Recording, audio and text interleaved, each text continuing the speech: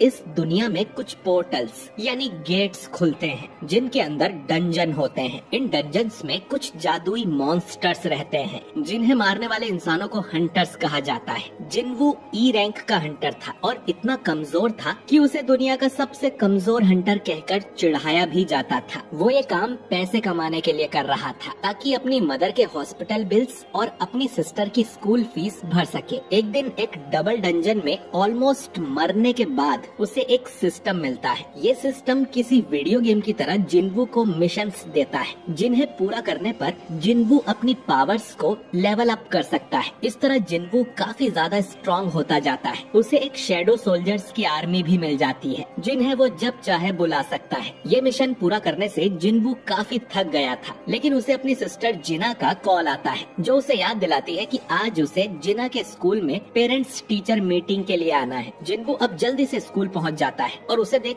जिना हैरान हो जाती है क्योंकि वो पहले से काफी अलग लग रहा था। उसने नए कपड़े पहने थे और स्टाइलिश हेयर कट भी करवाया था। स्कूल की लड़कियां जिन्वू को देख उस पे लट्टू होने लगती हैं और इस बात पे जिना जिन्वू को चिढ़ाती भी है। मीटिंग के दौरान जिना की टीचर उसकी तारीफ करती है क्योंकि वो बहुत होशियार स्टूडेंट है। इसके बाद टीचर पूछती है कि अगर जिना को भी अवेकनिंग होती है तो क्या जिन्वू उसे हंटर बनने देगा, जिस पर जिन्वू साफ मना कर देता है क्योंकि हंटर वाले काम में बहुत खतरा होता है। ये सुन टीचर खुश होती है और उसे जिना की फ्रेंड सोंगयी के बारे में बताती है जो कि हंटर बनने की जिद पर अड़ी हुई है। बाद में जिन्वू सोंगयी से जाके मिलता है जिसे अब जाके पता चलता है कि जिन्वू जिना का ब्रदर है। जिन्वू सोंगयी को समझाने आता है लेकिन वो कहती है कि वो हंटर वाला काम कभी नहीं छोड़ेगी। ये सुन जिन्वू अब उसे अपने साथ चलने को कहता है। दूसरी तरफ हम हुआंग डोंगसू को देखते हैं जो कि अमेरिका से यहाँ कोरिया आ गया था। डोंगसू एक एस रैंक का हंटर है। हंटर एसोसिएशन का मैनेजर जिनचुल उसे लेने जाता है। जिनचुल को पता था कि डोंगसू यहाँ क्या करने आया है। डोंगसू यहाँ पर अपने भाई की डेथ का बदला लेने आया था जिसके लिए वो जिन्वू और जिन्हो को ढूंढेगा और उन्हें मार देगा। डोंगसू जिनचुल को सीधा धमकी भी देता है कि किसी में हिम्मत है तो उसे रोक के दिखाए। हंटर गिल्ड के हेडक्वार्टर्स में हम चोई और गनही को देखते हैं। चोई ने जेजू आइलैंड पर अपनी तीसरी रेड करवाई थी और रेड के दौरान उन्हें पता चला कि वहाँ जो एंट मॉन्स्टर है उन्हें पंख आने शुरू हो गए हैं। अगर वो उड़ना सीख गए तो बहुत खतरे की बात होगी क्योंकि फिर वो आइलैंड छोड़कर कहीं भी जा सकते हैं। इसके बाद हम एक सी रैंक के गेट को देखते हैं जहां जिन्वू सोंगयी को लेकर आता है। जिन्वू ने मिस्टर आन से इस गेट में जाने की परमिशन ले ली थी। जिन्वू को लग रहा था कि जब सोंगयी गेट के अंदर खतरनाक मॉन्स्टर को देखेगी तो खुद ही हंटर बनने का ख्याल छोड़ देगी, लेकिन सोंगयी को लग रहा था कि जिन्वू उसे यहाँ पर ट्रेनिंग करवाने के लिए लाया है। ये गेट असल में नए हंटर्स की प्रैक्टिस के लिए ही था। यहाँ पर किम नाम का एक ए रैंक हंटर भी था जो कि एक टैंक है और इस टीम का लीडर है। वो जिन्वू और सोंगयी जैसे छोटी रैंक वालों को देखकर गुस्सा करता है और सोचता है कि मिशन में ये दोनों बोझ की तरह होंगे। खैर, इस पूरी टीम में टोटल 10 हंटर्स थे, एक ए रैंक का, 5 बी रैंक के, 2 सी रैंक के और जिन्वू और सोंगयी जो कि ई रैंक के हैं। जिन्वू सोचता है कि वो तो सोंगयी को इस डंजन में ले जाकर डराना चाहता था कि हंटर की लाइफ कितनी खतरे वाली होती है, पर इतनी अच्छी टीम देख उसे लगता है कि इन्हें कोई परेशानी नहीं होगी। अब ह्यून जिन्वू से आकर कहता है कि अंदर वो लड़ाई ना करे ताकि नए बच्चों को कुछ सीखने को मिले। ह्यून जानता है कि जिन्वू कितना ज्यादा स्ट्रॉन्ग है। इसके बाद ये टीम गेट के अंदर जाने लगती है। अंदर जाते ही जिन्वू को कुछ अजीब लगने लगता है और तभी ये गेट ट्रांसफॉर्म होकर रेड गेट बन जाता है। ये देख जिन्वू तुरंत ही सोंगयी को पकड़ता है और गेट से बाहर निकलने की कोशिश करता है, लेकिन ये गेट सील हो रहा था। जिन्वू चिल्लाकर आन से कहता है कि प्राइमरी स्ट्राइक टीम को तुरंत इन्फॉर्म करे, जिसके बाद ये रेड गेट सील हो जाता है। आन तुरंत ही गिल्ड मास्टर बीक यूनहो को कॉल करता है और उसे बताता है कि एक सी रैंक का गेट रेड गेट में ट्रांसफॉर्म हो गया है। जो सुन बीक तुरंत वहां आने के लिए निकल पड़ता है। इधर जिन्वू और बाकी टीम एक बर्फीली जगह पर पहुंच गई थी। सोंगयी पूछती है कि रेड गेट और नॉर्मल गेट में क्या फर्क होता है। जिन्वू बताता है कि रेड गेट ज्यादा खतरनाक होते हैं। एक बार उनमें एंटर करने के बाद ना कोई बाहर जा सकता है और ना कोई अंदर आ सकता है। ये लोग अब इस जगह से तब तक बाहर नहीं निकल सकते हैं जब तक ये यहाँ के बॉस को मार नहीं देते हैं और यहाँ के मॉन्स्टर्स भी ज्यादा खतरनाक होंगे। अचानक ही इनकी तरफ 2 एरो उड़कर आते हैं। एक एरो से एक आदमी तुरंत ही मर जाता है, दूसरा एरो सोंगी को मारने के लिए था, लेकिन जिनवू उसे अपने हाथ से ही पकड़ लेता है और सोंगी को बचा लेता है। ये चीज पार्क हीजिन नोटिस करती है कि जिनवू की स्पीड कितनी तेज है। इसके बाद ये पेड़ों पर दो आइस एल्फ्स को देखते हैं जिन्होंने ये एरोस चलाए थे। इन लोगों ने टीम के दो सबसे कमजोर लोगों को टारगेट किया था, यानी कि इन एल्फ्स के पास दिमाग है। जिनवू ये देख बहुत गुस्सा होता है और अपने हाथ से उस एरो को तोड़ देता है। ये एल्फ्स इनका मजाक उड़ाते हैं और फिर जंगल में चले जाते हैं। सोंगी कांपते हुए जिनवू से पूछती है कि वो क्रीचर्स क्या थे। जिनवू बताता है कि उन्हें आइस एल्फ्स या आइस स्लेयर्स भी कहा जाता है और वो बहुत बुरे होते हैं। किम अब बोलता है कि बाहरी दुनिया से हमें कोई सपोर्ट नहीं मिलने वाला है और यहाँ हमारा सामना बी रैंक या उससे ऊपर के मॉन्स्टर से होगा। तो अगर जिंदा रहना चाहते हो तो मेरा ऑर्डर मानो, क्योंकि उन सब में वो सबसे हाई रैंक का है। किम कहता है कि उन्हें दो ग्रुप्स बनाने चाहिए। उसका ग्रुप गेट खोलने का कोई रास्ता ढूंढेगा और बॉस को जाके मारेगा। वो सभी स्ट्रॉन्ग हंटर्स को अपने टीम में ले लेता है और जो लोग कमजोर थे उन्हें मना कर देता है। उसे बस हाई रैंक वालों से मतलब था। बाहर का 1 घंटा यहाँ के 1 दिन के बराबर होता है, तो हो सकता है कि इन्हें कई दिनों तक यहाँ रहना पड़े। तो कमजोरों को अपने साथ रखने से इनका टाइम ही वेस्ट होगा, तो ये लोग अपना देख लें। अब बी रैंक वाली हीजिन कहती है कि वो कमजोर टीम को ज्वाइन करना चाहती है। किम इसके लिए मान जाता है और मन में सोचता है कि ये कितनी बड़ी बेवकूफ है। हीजिन अब जिनवू के पास जाकर कहती है कि उन एरोस को किसी ने आते हुए भी नहीं देखा था सिवाय जिनवू के, तो तुम ई रैंक के तो नहीं हो, है ना? जिनवू कुछ नहीं बोलता और हीजिन मन में सोचती है कि ये जरूर ए या उससे ऊपर की रैंक का होगा। किम अब अपनी टीम को लेकर चला जाता है और जिनवू अपनी टीम के साथ दूसरी तरफ जाने लगता है। किम की टीम पेड़ों पर बने पंजों के निशान देखती है जो कि किसी भालू के पंजे थे। किम सोचता है कि जिनवू की टीम तो जरूर जल्दी मर जाएगी। फिर उसे याद आता है कि वो तो सिर्फ ई रैंक का है, फिर भी वो उनका लीडर लग रहा था। तभी जंगल में से 3 भालू निकल कर आते हैं और इन पे अटैक कर देते हैं, पर किम आराम से एक भालू को मार देता है और बाकियों से भी लड़ने लगता है। दूसरी तरफ जिनवू की टीम भी भालू के पंजे नोटिस करती है। हीजिन कहती है कि ये इलाका भालुओं का है, हमें यहाँ से वापस चलना चाहिए, लेकिन जिनवू कहता है कि हमें इसी इलाके में रहना चाहिए। अगर ये भालू का इलाका है तो यहाँ वो आइस एल्फ्स नहीं होंगे जो कि इंटेलिजेंट है, तो उनसे लड़ने से तो अच्छा है हम भालू से लड़ लें। भालू से ज्यादा खतरा तो जिनवू को ठंड से लग रहा था। वो अपनी इन्वेंट्री में हाथ डाल के उसमें से 4 कोट्स निकाल लेता है ताकि इन्हें ठंड न लगे। सब लोग पूछने लगते हैं कि उसने ये जादू कैसे किया। सोंगी भी पूछती है कि आखिर तुम हो कौन। जिनवू सोंगी से कहता है कि उसकी वजह से वो इस झमेले में पड़ गई है, तो उसे सुरक्षित रखना जिनवू की जिम्मेदारी है। बदले में उन सबको अपना मुंह बंद रखना है, कोई उससे किसी तरह का सवाल नहीं करेगा। तभी एक आइस बियर इनकी तरफ आता है जिससे लड़ने को जिनवू तैयार था। इधर बीक भी गेट के पास आ गया था। आन उसे बताता है कि टीम के साथ ई रैंक का जिनवू भी अंदर गया है और शायद उसे री अवेकनिंग हुई है क्योंकि वो पहले से कहीं ज्यादा पावरफुल हो गया है। ये सुन बीक चौंक जाता है। तभी डोंगसू भी यहाँ पहुँच जाता है। वो यहाँ जिनवू को मारने आया था, लेकिन जिनवू तो अब रेड गेट के अंदर फंस गया है जिसे डोंगसू भी नहीं तोड़ सकता। जिनचुल मन में कहता है कि तुम किस्मत वाले हो जिनवू, जो डोंगसू के हाथों से बच गए। इधर जिनवू ने अकेले ही कई सारे आइस बियर्स को मार दिया था और फिर उन्हीं को पकाकर उसकी टीम खाने लगती है। इन्हें अब उतना खतरा भी नहीं है क्योंकि इलाके के लगभग सारे भालू जिनवू मार चुका था। हो सकता है कि गुफाओं में कुछ भालू बचे हों। खैर, जिनवू इनसे कहकर गया था कि खाने के बाद उसे एक्सरसाइज करनी है, लेकिन इधर जिनवू भालुओं की गुफा के सामने खड़ा था जिसमें से कई सारे भालू बाहर निकलते हैं। इनसे लड़ने के लिए अब जिनवू अपनी शैडो आर्मी को समन करता है जो जाकर ज्यादातर भालुओं को मार देते हैं। आखिर में झुंड का लीडर बाहर आता है जिसका शैडो आर्मी कुछ बिगाड़ नहीं पा रही थी, तो उसे मारने जिनवू अपने सेनापति इग्रिस को भेजता है। इग्रिस जाकर उस बड़े से भालू को आराम से मार देता है और जिनवू को पता चलता है कि इग्रिस तो उससे भी स्ट्रॉन्ग है। पिछली बार अगर वो तलवार से ही लड़ रहा होता तो जरूर जिनवू को मार देता। इधर हम दूसरे ग्रुप को देखते हैं जिनमें सभी को आइस एल्फ्स ने मार दिया था। सिर्फ किम ही जिंदा बचा था जो कि इन भयानक एल्फ्स को देखकर डर के भाग जाता है। आखिर में हम एल्फ्स के लीडर को देखते हैं कि जिनवू डंजन के सारे भालू मार देता है। इसके बाद वो अराइज बोलता है जिससे इन भालुओं की लाशों में से उनकी शैडोज निकलती हैं और अब से ये भालू भी जिनवू की शैडो आर्मी में शामिल हो गए थे। रेड गेट को खुले 3 घंटे हो चुके हैं, यानी कि अंदर के लोगों के लिए 3 दिन बीत गए होंगे। डोंगसू कहता है कि वो जिनवू तो अब तक मर गया होगा, वो फालतू में इतनी दूर आया। फिर वो पूछता है कि जिनवू तो व्हाइट टाइगर गिल्ड का मेंबर नहीं है ना, तो फिर वो टीम के साथ अंदर कैसे गया? मैनेजर आन बोलता है कि जिनवू मेरी पहचान का है, वो सी रैंक रेड को देखना चाहता था, इसीलिए मैंने उसे अंदर जाने दिया। ये सुनकर डोंगसू आन का गला पकड़कर उसे उठा देता है। वो समझ गया था कि आन झूठ बोल रहा है। आन हमेशा ही अच्छे हंटर्स को ढूंढ कर लाता है, तो इस ई रैंक वाले जिन्वू में ऐसा क्या खास है। बेक अब डोंगसू का हाथ पकड़ लेता है और उसे कहता है कि आन को जाने दो। दोनों में अब बहस होने लगती है और दोनों ही एस रैंक के हंटर्स हैं। अगर इन दोनों में लड़ाई हुई तो तबाही मच जाएगी। खैर, वो दोनों अब एक दूसरे को गुस्से में पंच मारते हैं, जिससे बड़ा धमाका होता है। लेकिन जिनचुल इनके बीच आकर इनके हाथ पकड़ लेता है। जिनचुल को देख दोनों ने अपनी ताकत रोक ली थी, वरना उनके पंच से जिनचुल के दोनों हाथ डिस्ट्रॉय हो जाते। जिनचुल अब डोंगसू को बताता है कि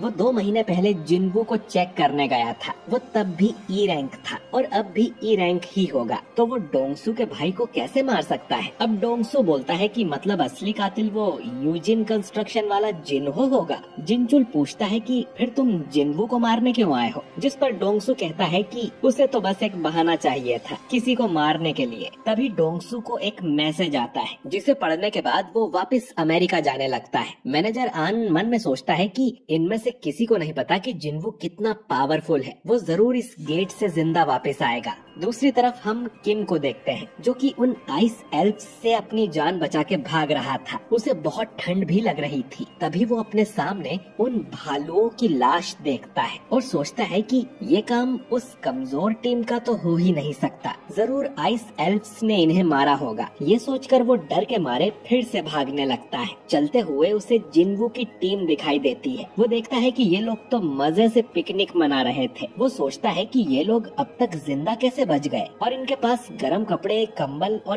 टेंट कहां से आ गया। ये देख अब किम को बहुत गुस्सा आता है। वो चिल्लाते हुए इनसे कहता है कि तुम्हारे पास ये कहां से आया। अगर ये सामान मेरी टीम के पास होता तो वो लोग भी जिंदा बच जाते। बताओ ये सामान किसने छुपा के रखा था। अब किम को समझ आया कि हीजिन उसकी टीम छोड़कर इस कमजोर टीम में क्यों चली गई थी। वो अब अपनी तलवार निकालकर इन तीनों को मारने इनकी तरफ आता है, जबकि वो जानता था कि इन सब के पीछे जरूर उस जिन्वू का हाथ है। अब किम इनका कुछ कर पाता उससे पहले ही जिन्वू यहाँ आ जाता है और उसके सिर पे एक टपली मारता है, जिससे किम लुढ़कता हुआ बहुत दूर जाके गिरता है। जिन्वू अब कहता है कि सामने आओ। तुम्हारा ऑरा इतना स्ट्रॉन्ग है कि गायब होने के बाद भी वो उन्हें नोटिस कर पा रहा है। असल में आइस एल्फ्स का लीडर अपनी सेना के साथ यहाँ आ गया था, जिसका नाम बारका है। ये जिन्वू से बातें करने लगता है और जिन्वू भी उसकी बात का जवाब देता है। लेकिन अजीब बात ये थी कि ये एल्फ्स कोई और ही भाषा बोल रहे थे और इनकी बातें सिर्फ जिन्वू ही समझ पा रहा था। जिन्वू भी सोचता है कि शायद सिस्टम की वजह से वो इनकी लैंग्वेज समझ पा रहा है।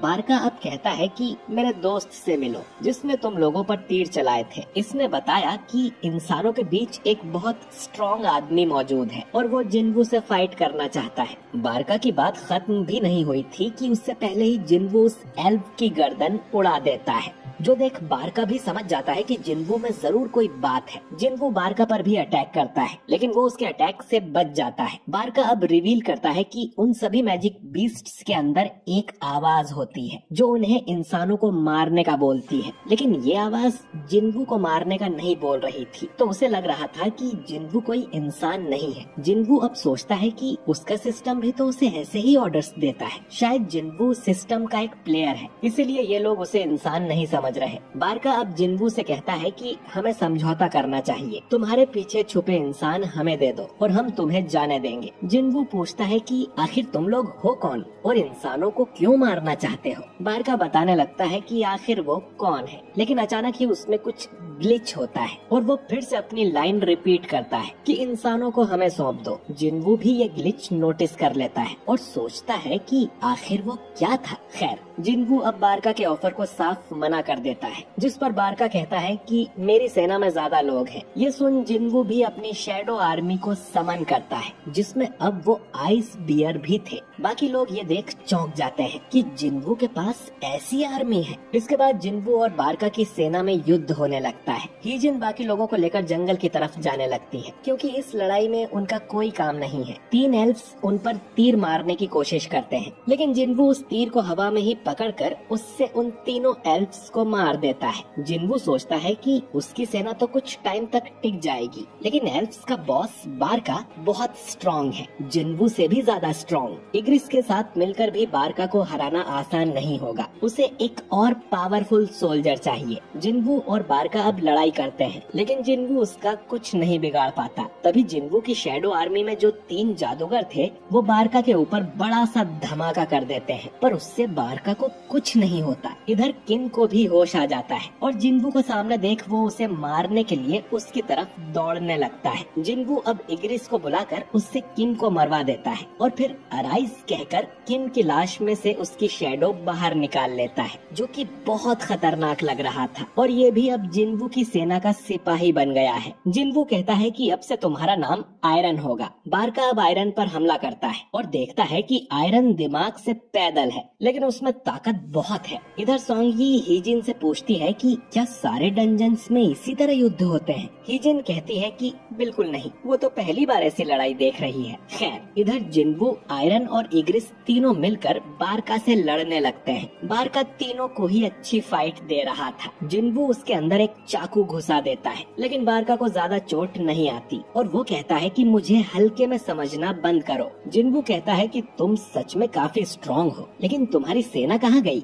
बारका देखता है कि उसकी पूरी सेना को जिन्वू की शैडो आर्मी ने मार दिया था। बारका अब गुस्से में जिन्वू की तरफ आता है। जिन्वू अपना डैगर उसकी तरफ फेंकता है और फिर अपनी टेलीकिनेसिस की पावर से बारका को पीछे से मारने की सोचता है, लेकिन बारका अपना चाकू सामने कर देता है, जिससे वो टूट जाता है। इसके बाद आयरन बारका को पीछे से पकड़ लेता है और जादूगर फिर से उस पर बड़ा धमाका करते हैं, लेकिन बारका को कुछ नहीं होता। वो आयरन के टुकड़े कर देता है और कहता है कि मैं तुम सबको मार डालूंगा। लेकिन तभी जिन्वू स्टेल्थ का यूज कर उसके पास आ गया था। वो उसके अंदर अपना चाकू घुसा देता है। इसके बाद वो आयरन को फिर से समन करता है और आयरन अपना बड़ा सा हथौड़ा बारका के मुंह पर मार देता है, जिससे आखिरकार बारका का अंत हो जाता है। जिन्वू देखता है कि आयरन मारने के बाद भी बारका को हथौड़े से पीट रहा था, तो वो उसे रुकने को बोलता है और कहता है कि थोड़ा तमीज से रहा करो। इतना कहकर जिन्वू और इग्रिस भी उससे मुंह मोड़कर चले जाते हैं। फिर वो जादूगरों की तरफ देखता है, जो डर के मारे उसके लिए चीयर करने लगते हैं।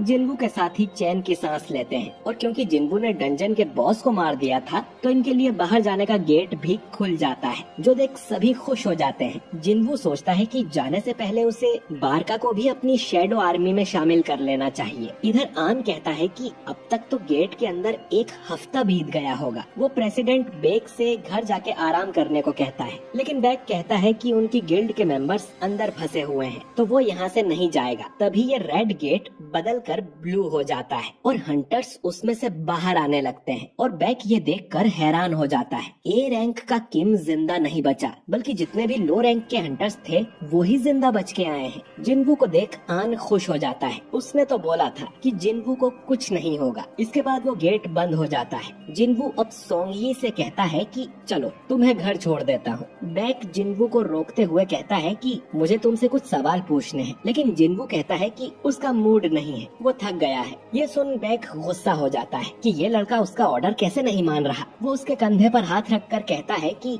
उसके गिल्ड के 6 मेंबर्स मर चुके हैं, तो वो जानना चाहता है कि अंदर ऐसा क्या हुआ। जिन्वू अब कहता है कि आपके बाकी मेंबर्स की जान मैंने ही बचाई है, तो आपको मुझे शुक्रिया कहना चाहिए। ये सुन बेक अब जिन्वू को छोड़ देता है और उससे माफी मांगता है। जिन्वू सोंगी को लेकर यहाँ से निकल जाता है। हीजिन बेक को बताती है कि डंजन के बॉस को हराने के बाद से ही उसका मूड कुछ ठीक नहीं है। आन कहता है कि वो थक गया होगा, इसका मतलब ये नहीं कि वो बुरा आदमी है। बेक समझ गया था कि जिन्वू में कुछ तो बात है और वो आन को काम पे लगा देता है कि कुछ भी करके जिन्वू को हमारी गिल्ड में भर्ती करो। इधर जिन्वू सोंगी को उसके घर छोड़ देता है। सोंगी जिन्वू को आज के लिए शुक्रिया करती है और कहती है कि अगली बार किसी डंजन में जाना हो तो वो तैयार है। जिन्वू का मूड इसीलिए खराब था क्योंकि वो बारका को अपनी शैडो आर्मी में शामिल नहीं कर पाया है। जिन्वू अभी उस लेवल पर नहीं है। कम से कम उसे बारका का हथियार तो मिल गया और एक नया सोल्जर भी, लेकिन उसके लिए उसे किम को मारना पड़ा। और ये तीसरी बार है जब जिन्वू ने किसी इंसान को मारा था। अगली सुबह जिन्हो जिन्वू को लेने आ जाता है। वो रास्ते में से सोंगी को भी उठा लेते हैं, जो कि अच्छे से तैयार होके आई थी। साफ पता चल रहा था कि सोंगी जिन्वू को लाइक करने लगी है। वो जिन्वू से कहती है कि कल रात तो उसे नींद ही नहीं आई। जिन्वू ने उसे इतनी लेट जो छोड़ा था।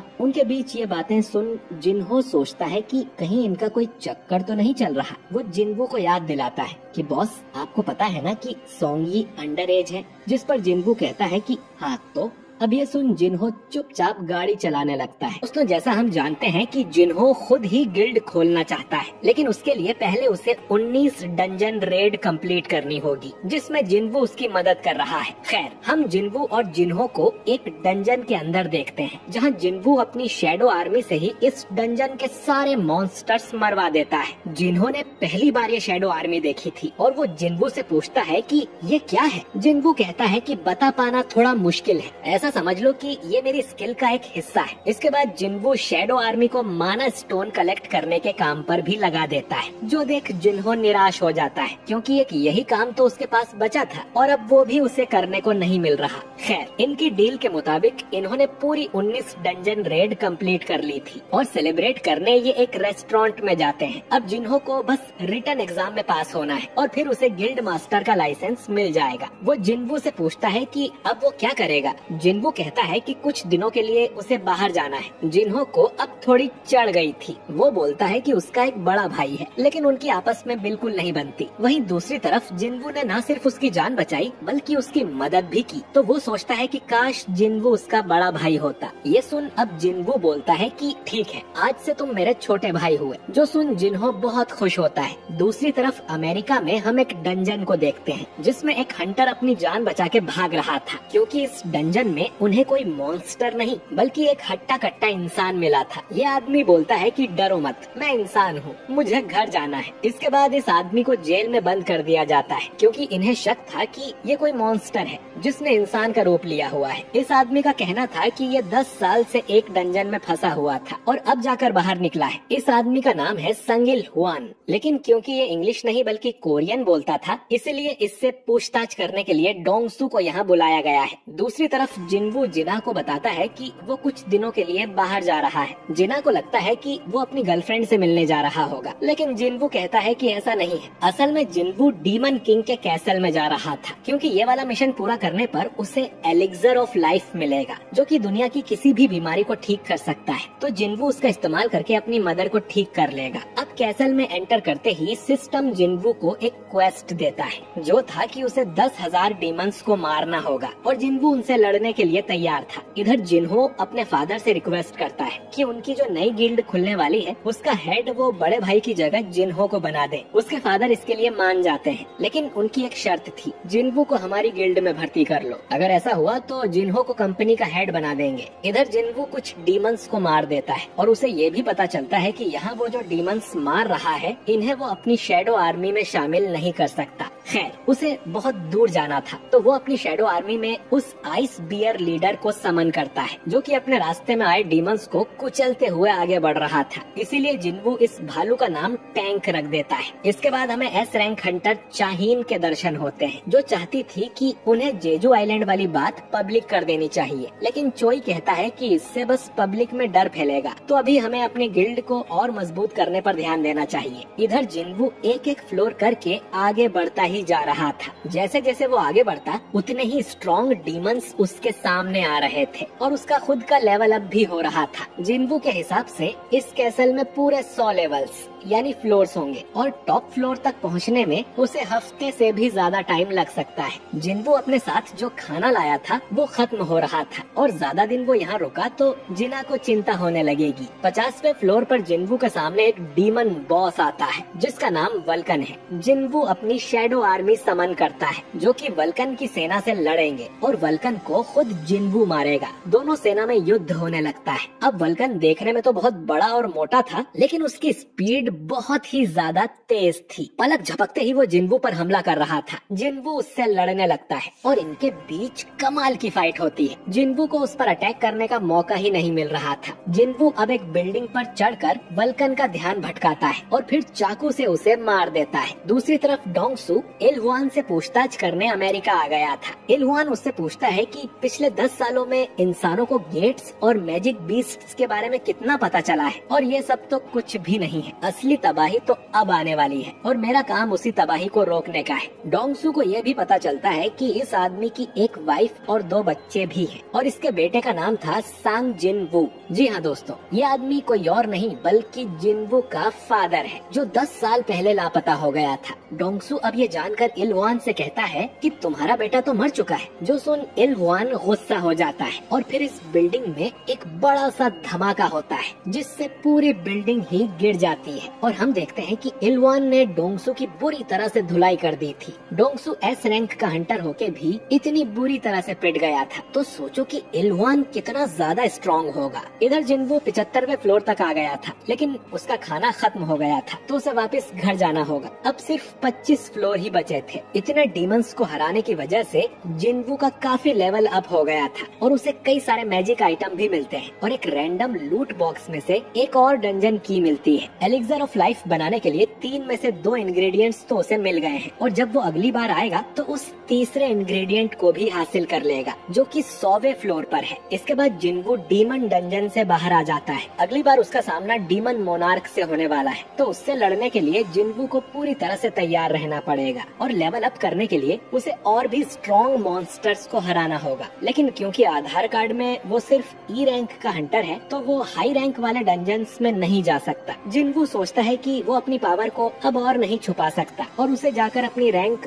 दोबारा चेक करवानी चाहिए जिससे उसकी रैंक बढ़ जाए और वो हाई रैंक वाली रेड्स में जा सके। अगले दिन हंटर एसोसिएशन में हम ह्यून को देखते हैं जो कि यहाँ से अच्छे हंटर्स को अपनी कंपनी में भर्ती करने आया था। जैसे अच्छे नंबर वालों को कॉलेज में ही प्लेसमेंट मिल जाती है, ठीक वैसे ही अच्छी रैंक वालों को गिल्ड वाले यहीं से भर्ती कर लेते हैं। तभी उसकी नजर जिनवू पर जाती है और वो तुरंत बेक को कॉल करके बताता है कि जिनवू यहाँ अपनी रैंक रीचेक करवाने आया है। जिनवू अब एक कमरे में जाता है और अपनी मैजिक पावर मेजर करने के लिए एक मशीन पर हाथ रखता है, लेकिन वो मशीन बार बार एरर दिखा रही थी। अब एक सीनियर आके मशीन देखता है और बताता है कि जिनवू की पावर इतनी ज्यादा है कि ये मशीन उसे मेजर ही नहीं कर पा रही है। इसका तो एक ही मतलब है कि जिनवू एक एस रैंक है। उनके देश में अब तक सिर्फ 9 ही एस रैंक हंटर्स थे और जिनवू अब 10वां एस रैंक बन चुका है। लॉबी में सब लोग ये जानकर हैरान हो जाते हैं कि जिनवू की पावर मशीन नाप ही नहीं पाई और वो सीनियर जिनवू से कहता है कि हमारी मशीन आपको मेजर ही नहीं कर पाई है, आप 3 दिन बाद फिर से आना, आपका एस रैंक वाला आधार कार्ड अपडेट कर दिया जाएगा। तभी हंटर्स गिल्ड का हेड चोई यहाँ आ जाता है जो फायर मैजिक का मास्टर है और एक एस रैंक हंटर है। ये जिनवू का ऑरा देखते ही समझ जाता है कि वो कितना स्ट्रॉन्ग है। वो जिनवू को नमस्ते बोलता है और पूछता है कि उसने कौन सी गिल्ड में जाने का फैसला किया है, क्या हम बैठकर बात कर सकते हैं। लेकिन जिनवू ये बोलकर यहाँ से निकल जाता है कि छुट्टा नहीं है भाई, आगे बढ़ो। जो देख चोई को यकीन नहीं होता क्योंकि इस दुनिया में एस रैंक हंटर्स सेलिब्रिटी से कम नहीं होते और जिनवू ने तो चोई को पूछा भी नहीं। तभी बेक भी भागते हुए यहाँ आता है और उसे देख चोई समझ जाता है कि ये भी जिनवू को भर्ती करने आया है। जिनवू अपनी मदर से मिलने हॉस्पिटल जाता है और प्रॉमिस करता है कि वो जल्द ही उन्हें ठीक कर देगा। बाहर निकलते ही उसे जिनचुल मिलता है जो बताता है कि हंटर एसोसिएशन के चेयरमैन गोगन ही उससे मिलना चाहते हैं। गन ही इस देश के पहले एस रैंक हंटर थे और 80 साल के होने के बाद भी वो जिनवू जितने पावरफुल हैं। गन ही जिनवू को एस रैंक मिलने पर बधाई देते हैं और जिनवू को सीधा हंटर एसोसिएशन में जॉब ऑफर करते हैं। दोस्तों, जो 5 प्राइवेट गिल्ड्स हैं वो हंटर एसोसिएशन के अंडर ही आते हैं। मानो कि गिल्ड प्राइवेट कॉलेज है और एसोसिएशन सरकारी यूनिवर्सिटी। जिनवू को सीधा सरकारी नौकरी मिली थी जिससे उसकी लाइफ सेट हो जाएगी और तगड़ा दहेज भी मिलेगा। लेकिन सरकारी नौकरी में ज्यादा काम करना होता नहीं है। जिनवू तो लेवल अप करने के लिए हाई रैंक डंजन्स में जाना और मॉन्स्टर्स को मारना चाहता है, इसीलिए वो गन ही के ऑफर को मना कर देता है और गन ही उसके फैसले की इज्जत करते हुए उसे जाने देता है। इधर डोंगसू हॉस्पिटल में पड़ा हुआ था। उसका चीफ आकर पूछता है कि वो इलहुआन कोई मैजिक बीस्ट था क्या, जिस पे डोंगसू बोलता है कि मेरी हालत देखकर क्या लगता है। चीफ बताता है कि हम उसे ढूंढ रहे हैं, लेकिन जिसने तुम्हारी धुलाई कर दी उसे कोई और तो क्या ही पकड़ पाएगा। डोंगसू को याद आता है कि इलहुआन ने उससे कहा था कि तुम्हारी भलाई इसी में है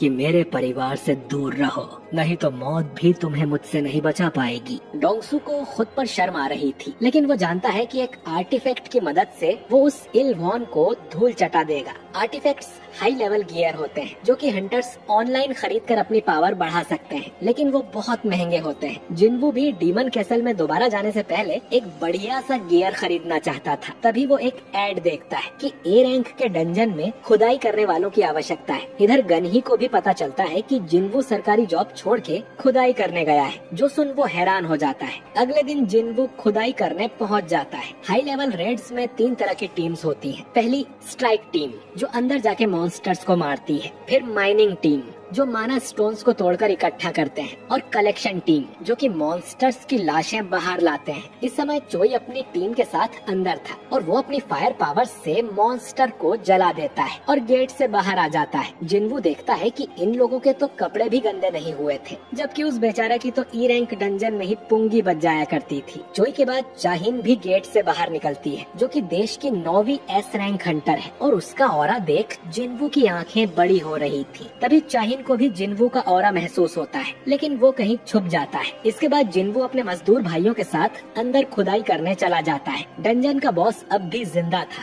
क्योंकि उसको मार दिया तो गेट बंद हो जाएगा और ये कीमती माना स्टोन नहीं निकल पाएंगे। लेकिन जिन्वू को उस बॉस को देखने की खुजली हो रही थी कि आखिर ए रैंक का बॉस कितना स्ट्रांग होता है। अब कुछ देर में लंच टाइम हो जाता है और जिन्वू को छोड़कर सब बाहर चले गए थे। जिन्वू अब भागकर डंजन के अंदर जाता है। उसे एक चैम्बर दिखाई देता है जिसके अंदर डंजन का बॉस होगा। जिन्वू सोचता है कि उससे थोड़ा लड़कर आता हूँ, लेकिन तभी उसके पीछे चाहिन आ जाती है और जिन्वू से पूछती है कि वो यहाँ क्या कर रहा है। जिन्वू अब झूठ बोलता है कि वो रास्ता भटक गया था और यहाँ आ गया। चाहिन बोलती है कि तुम माइनिंग टीम से हो क्या? तुम्हें पता नहीं कि ये बॉस का कमरा है? जिन्वू मन में सोचता है कि चाहिन सच में कमाल की हंटर है, क्योंकि जिन्वू को भनक भी नहीं लगी कि कब वो उसके पीछे आ गई। जिन्वू ने अपने हथियार को गायब कर दिया था और चाहिन सोचती है कि उसे वहम हुआ था क्या? इसके हाथ में तो अभी एक हथियार था। चाहिन जिन्वू को यहाँ से बाहर निकलने को बोलती है, क्योंकि अगर उसने बॉस को भड़का दिया तो पूरी माइनिंग टीम पर खतरा आ जाएगा।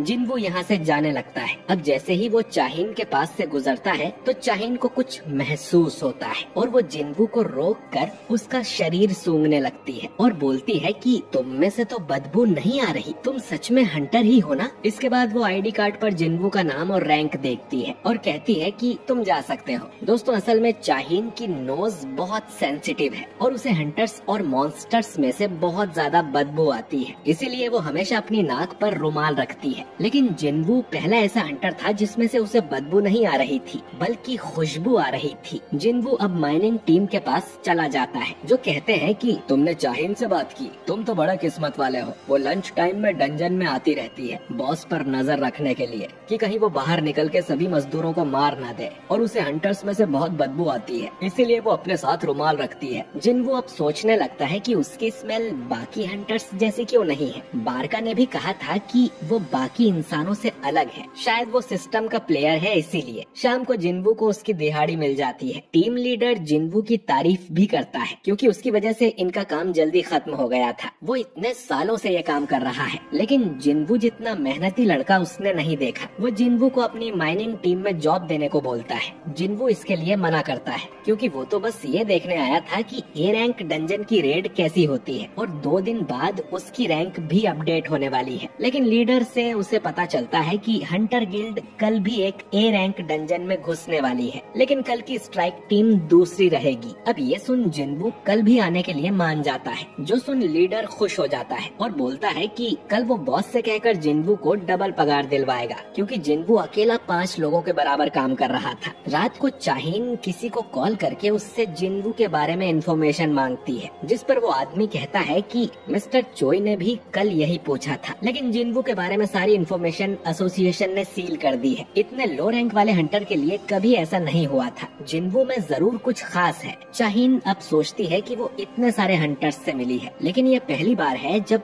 उसे किसी हंटर में से इतनी अच्छी खुशबू आई हो। अगले दिन भी जिन्वू मजदूरी करने जाता है और और उसे देख माइनिंग टीम के लोग काफी खुश होते हैं। इन्हें देख जिन्वू को अपनी पुरानी टीम की याद आने लगती है। सबसे पहले ये लोग एक सी रैंक के डंजन में खुदाई करते हैं और जिन्वू की वजह से ये काम भी जल्दी हो जाता है। लंच के बाद उन्हें ए रैंक डंजन में जाना था। लीडर फिर से जिन्वू को जॉब का ऑफर देता है कि वो उसे 5 गुना ज्यादा पगार देगा, लेकिन जिन्वू मना कर देता है। तभी इनके पास कैप्टन सॉन की-हून आता है, जो कि आज की अटैक टीम का लीडर है। उसे एक आदमी चाहिए था जो कि उनका सामान उठा सके, क्योंकि उसका कुली आज काम पे नहीं आया है। माइनिंग टीम में सभी लोग छोटी रैंक के हैं, तो ए रैंक के डंजन में लड़ाई के समय जाने में उन्हें डर लग रहा था, भले ही उन्हें ज्यादा पैसे क्यों न मिले। अब जिन्वू हाथ ऊंचा कर कहता है कि वो ये काम करेगा। उसके साथ ही जिन्वू को समझाते हैं कि अंदर ए रैंक वाले मॉन्स्टर होंगे और उसकी जान को खतरा हो सकता है, पर जिन्वू कहता है कि उसे डर नहीं लगता। आज वाला गेट कल जितना खतरनाक नहीं है, इसीलिए इस दूसरी टीम को भेजा गया है। इस टीम में 6 ए रैंक और 3 बी रैंक वाले हंटर्स थे, लेकिन इसमें कोई भी एस रैंक हंटर नहीं था। ये सब लोग अब डंजन के अंदर जाते हैं। जिन्वू महसूस करता है कि इस डंजन की मैजिक पावर कल वाले डंजन से कम है, लेकिन फिर भी उसे कुछ अजीब लग रहा था। अब एक लड़की जिन्वू से कहती है कि तुम्हें डरने की जरूरत नहीं है, कैप्टन और बाकी सभी हंटर्स बहुत स्ट्रॉन्ग हैं। अगर तुम हमारे साथ रहोगे तो तुम्हें कोई खतरा नहीं होगा। ये लड़की टीम की हीलर है। की-हून पहली बार किसी मिशन को लीड कर रहा था। अगर ये रेड कामयाब होती है तो उसे ऑफिशियली इस टीम का कैप्टन बना दिया जाएगा। वो चोई और चाहिन जितना स्ट्रॉन्ग तो नहीं है, लेकिन वो काफी अच्छा ए रैंक हंटर है। अचानक ही इन्हें सामने कुछ दिखता है और ये लोग बिना कहे अटैक करने को रेडी हो जाते हैं। इन पर कुछ जैकल्स यानी सियार हमला करते हैं और ये लोग उन्हें मारने लगते हैं। इन सभी के पास कमाल की मैजिक पावर्स थी, जिनसे ये आराम से उन जैकल्स को हरा देते हैं। अब ये सोचते हैं कि जैकल्स तो सी रैंक के मॉन्स्टर्स हैं, तो ये ए रैंक के डंजन में क्या कर रहे हैं, क्योंकि यहाँ इनके शिकार लायक कुछ भी नहीं है, तो इन्हें तो मर जाना चाहिए था। जिन्वू को अब इनके गले पर पट्टा बंधा हुआ दिखता है, यानी कि इन्हें किसी ने पाला था। तभी इनके सामने कुछ मॉन्स्टर आते हैं, जिनका नाम हाई ऑर्क्स है। इन्हें देख सब डर जाते हैं, क्योंकि ये इंटेलिजेंट मॉन्स्टर होते हैं। ये ऑर्क्स अब हंटर पे हमला करने लगते हैं और इनकी पावर बहुत ज्यादा थी। ये ऑर्क्स सीधा ही कमजोर हीलर्स को निशाना बनाते हैं। जादूगर उनसे लड़ते हैं, लेकिन उनके जादू का ऑर्क्स पर असर नहीं हो रहा था। एक लड़की अपने जादू से इन्हें बांधने की कोशिश करती है, लेकिन ये काफी स्ट्रॉन्ग थे तो आराम से छूट जाते हैं। एक जादूगर अपने फायर सोल्जर्स को समन करता है और उन्हें लड़ने को बोलता है। बाकी हंटर भी इन ऑर्क्स से लड़ने की कोशिश कर रहे थे, लेकिन वो इनके सामने कमजोर थे। ये लोग नंबर में भी ऑर्क्स के मुकाबले कम थे। ए रैंक को इनसे लड़ने में दिक्कत हो रही थी, तो बी रैंक तो इनके सामने टिकेंगे ही नहीं। एक ऑर्क अब एक बी रैंक वाले हंटर का हाथ काट देता है। ली नाम की हंटर अपने मैजिक से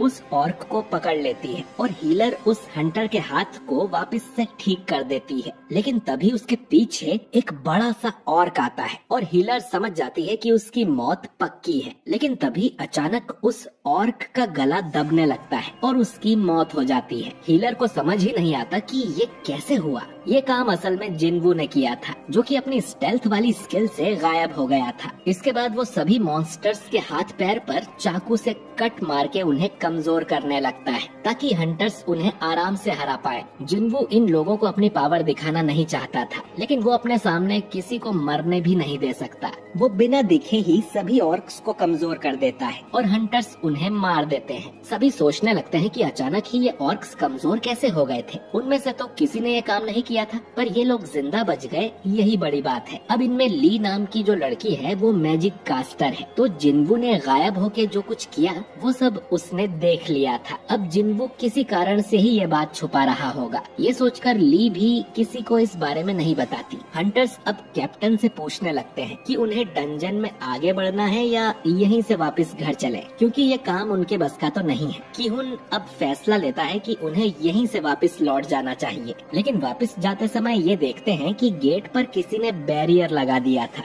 यानी कि ये अब बाहर नहीं जा सकते हैं। ली कहती है कि वो इस बैरियर को तोड़ सकती है, लेकिन उसे टाइम लगेगा और इस डंजन में कोई हाई लेवल का मॉन्स्टर है जिसने ये बैरियर लगाया होगा। लेकिन जादूगर जब इस बैरियर को तोड़ने की कोशिश करते हैं तो उनकी हालत खराब हो जाती है। तभी इन सबको भयानक मैजिक पावर महसूस होती है और ये लोग पीछे मुड़कर देखते हैं कि अब तो उन हाई ऑर्क्स की पूरी सेना ही आ गई थी। अगर ये इनसे लड़े तो ये पक्का मारे जाएंगे। ऑर्क्स में से अब एक मॉन्स्टर आगे आता है और किहुन भी उसके पास जाता है। ये ऑर्क अपनी भाषा में इन्हें कुछ कहता है जो कि किसी को समझ नहीं आता। इसके बाद इस ऑर्क को इसका बॉस पजेस कर लेता है और बोलता है कि इंसानों, मेरा नाम करगलगन है और मैं तुमसे मिलना चाहता हूँ।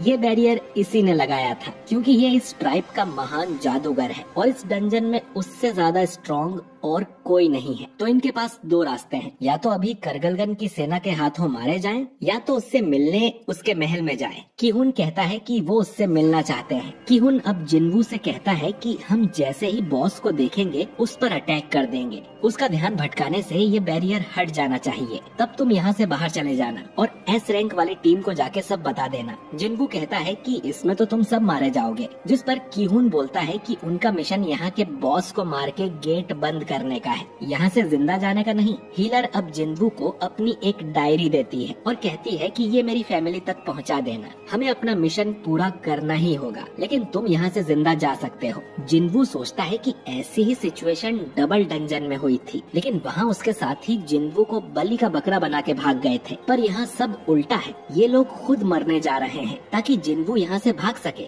जिन्वू उसकी डायरी रख लेता है। इधर बाहर हम चाहिन को देखते हैं जो कि जिन्वू से मिलने आई थी। उसे टीम लीडर से पता चलता है कि जिन्वू तो अटैक टीम के साथ कूली बन के डंजन के अंदर गया है। खैर, इन सभी हंटर्स को करगलगन के महल में ले जाया जाता है, जहाँ गद्दी पर बैठा करगलगन इनका स्वागत करता है। चाहिन अब सोचती है कि एक ई रैंक का हंटर कूली बन के ए रैंक के डंजन में गया है, उसे अपनी जान प्यारी नहीं है क्या? कल भी जिन्वू बॉस रूम के बाहर खड़ा हुआ था और उसके हाथ में हथियार भी था, उसके साथ जरूर कुछ गड़बड़ है। वो माइनिंग टीम के लीडर से कहती है कि मैं अंदर जा रही हूँ, लेकिन वो यहाँ खाली हाथ ही आ गई थी। तो वो माइनिंग टीम के लीडर से कोई हथियार मांगती है और वो अपनी खुदाई वाली गेती उसे पकड़ा देता है। चाहिन बोलती है कि इसके अलावा और कुछ नहीं है क्या, जैसे तलवार या भाला? लीडर बोलता है कि हम मजदूर हैं मैडम, हमारे पास ये सब कहाँ से आएगा, एक फावड़ा और है, चाहिए हो तो। चाहिन कहती है कि रहने दो और खाली हाथ ही अंदर जाने लगती है, लेकिन फिर मुड़कर वापस आती है और लीडर से वो गेती ले लेती है कि ये खाली हाथ जाने से तो अच्छा है। इधर महल के अंदर ढेर सारे हाई ऑर्क्स थे, अगर ये डंजन से बाहर निकल गए तो आराम से पूरे शहर को तबाह कर देंगे। खासकर इनमें 4 ऐसे हाई ऑर्क्स थे जिनका ऑरा बाकियों से काफी अलग था। किहुन सोचता है कि हमें डंजन बॉस को हराकर इस गेट को बंद करना ही होगा। अब बॉस करगलगन कहता है कि तुम मुझसे डर गए क्या इंसान?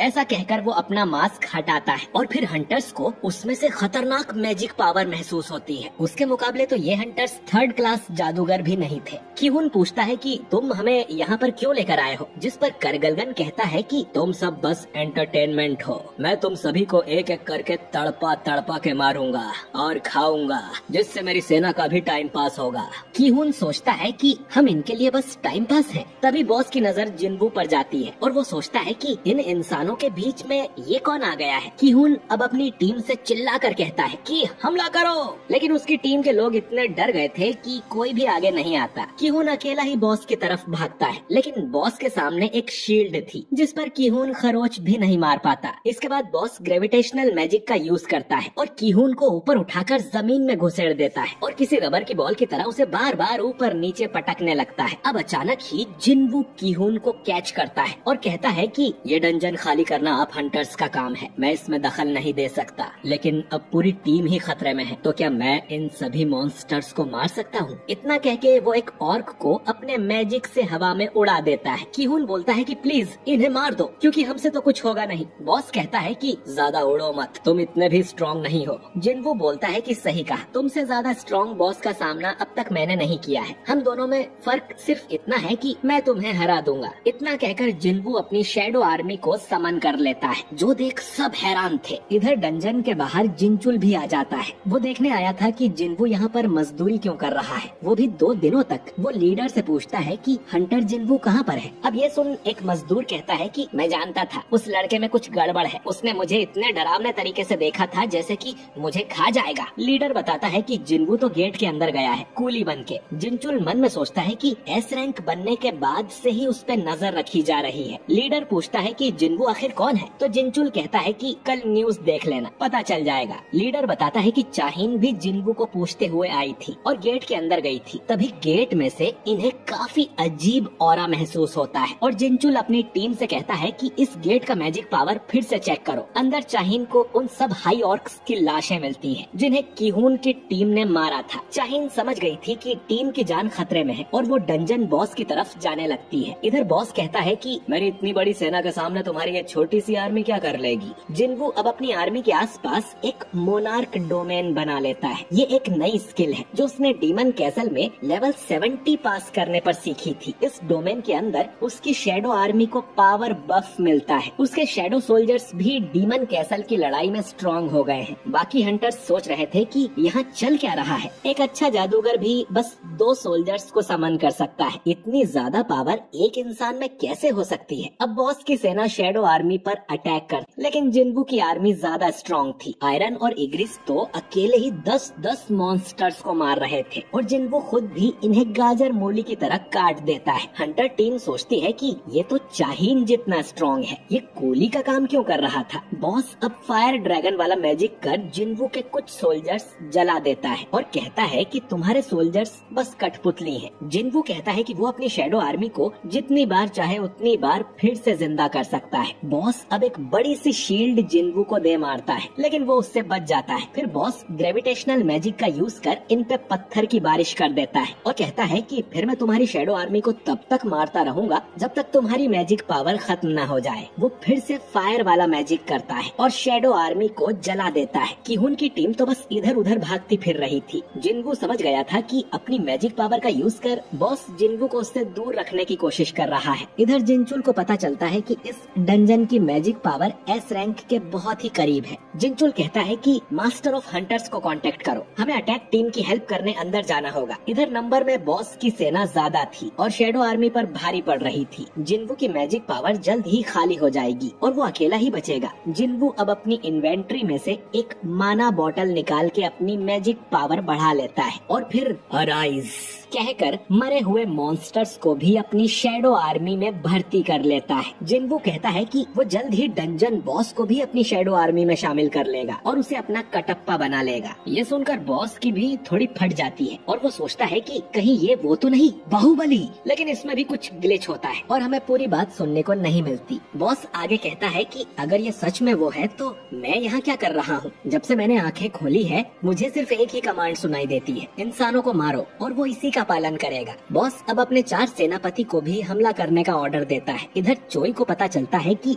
जिस गेट में किहुन अपनी टीम लेके गया था वो तो एस रैंक के बराबर है और अगर उसके मॉन्स्टर्स गेट से बाहर निकल आए तो जेजू आइलैंड वाला कांड फिर से हो जाएगा। लेकिन इनके पास अब भी टाइम है गेट के अंदर जाके सभी मॉन्स्टर्स को मारने का। अगर कुछ गड़बड़ हुई तो इन्हें व्हाइट टाइगर गिल्ड और फील्ड गिल्ड को भी मदद के लिए बुलाना पड़ेगा। इधर बॉस के सेनापति आयरन टैंक और इग्रिस से लड़ रहे थे और वो लोग आराम से इनकी बैंड बजा देते हैं। हंटर भी इनकी मदद करने का सोचते हैं तो बॉस उन्हें अपने जादू से घायल कर देता है और कहता है कि बच्चों बड़ों की लड़ाई से दूर रहो।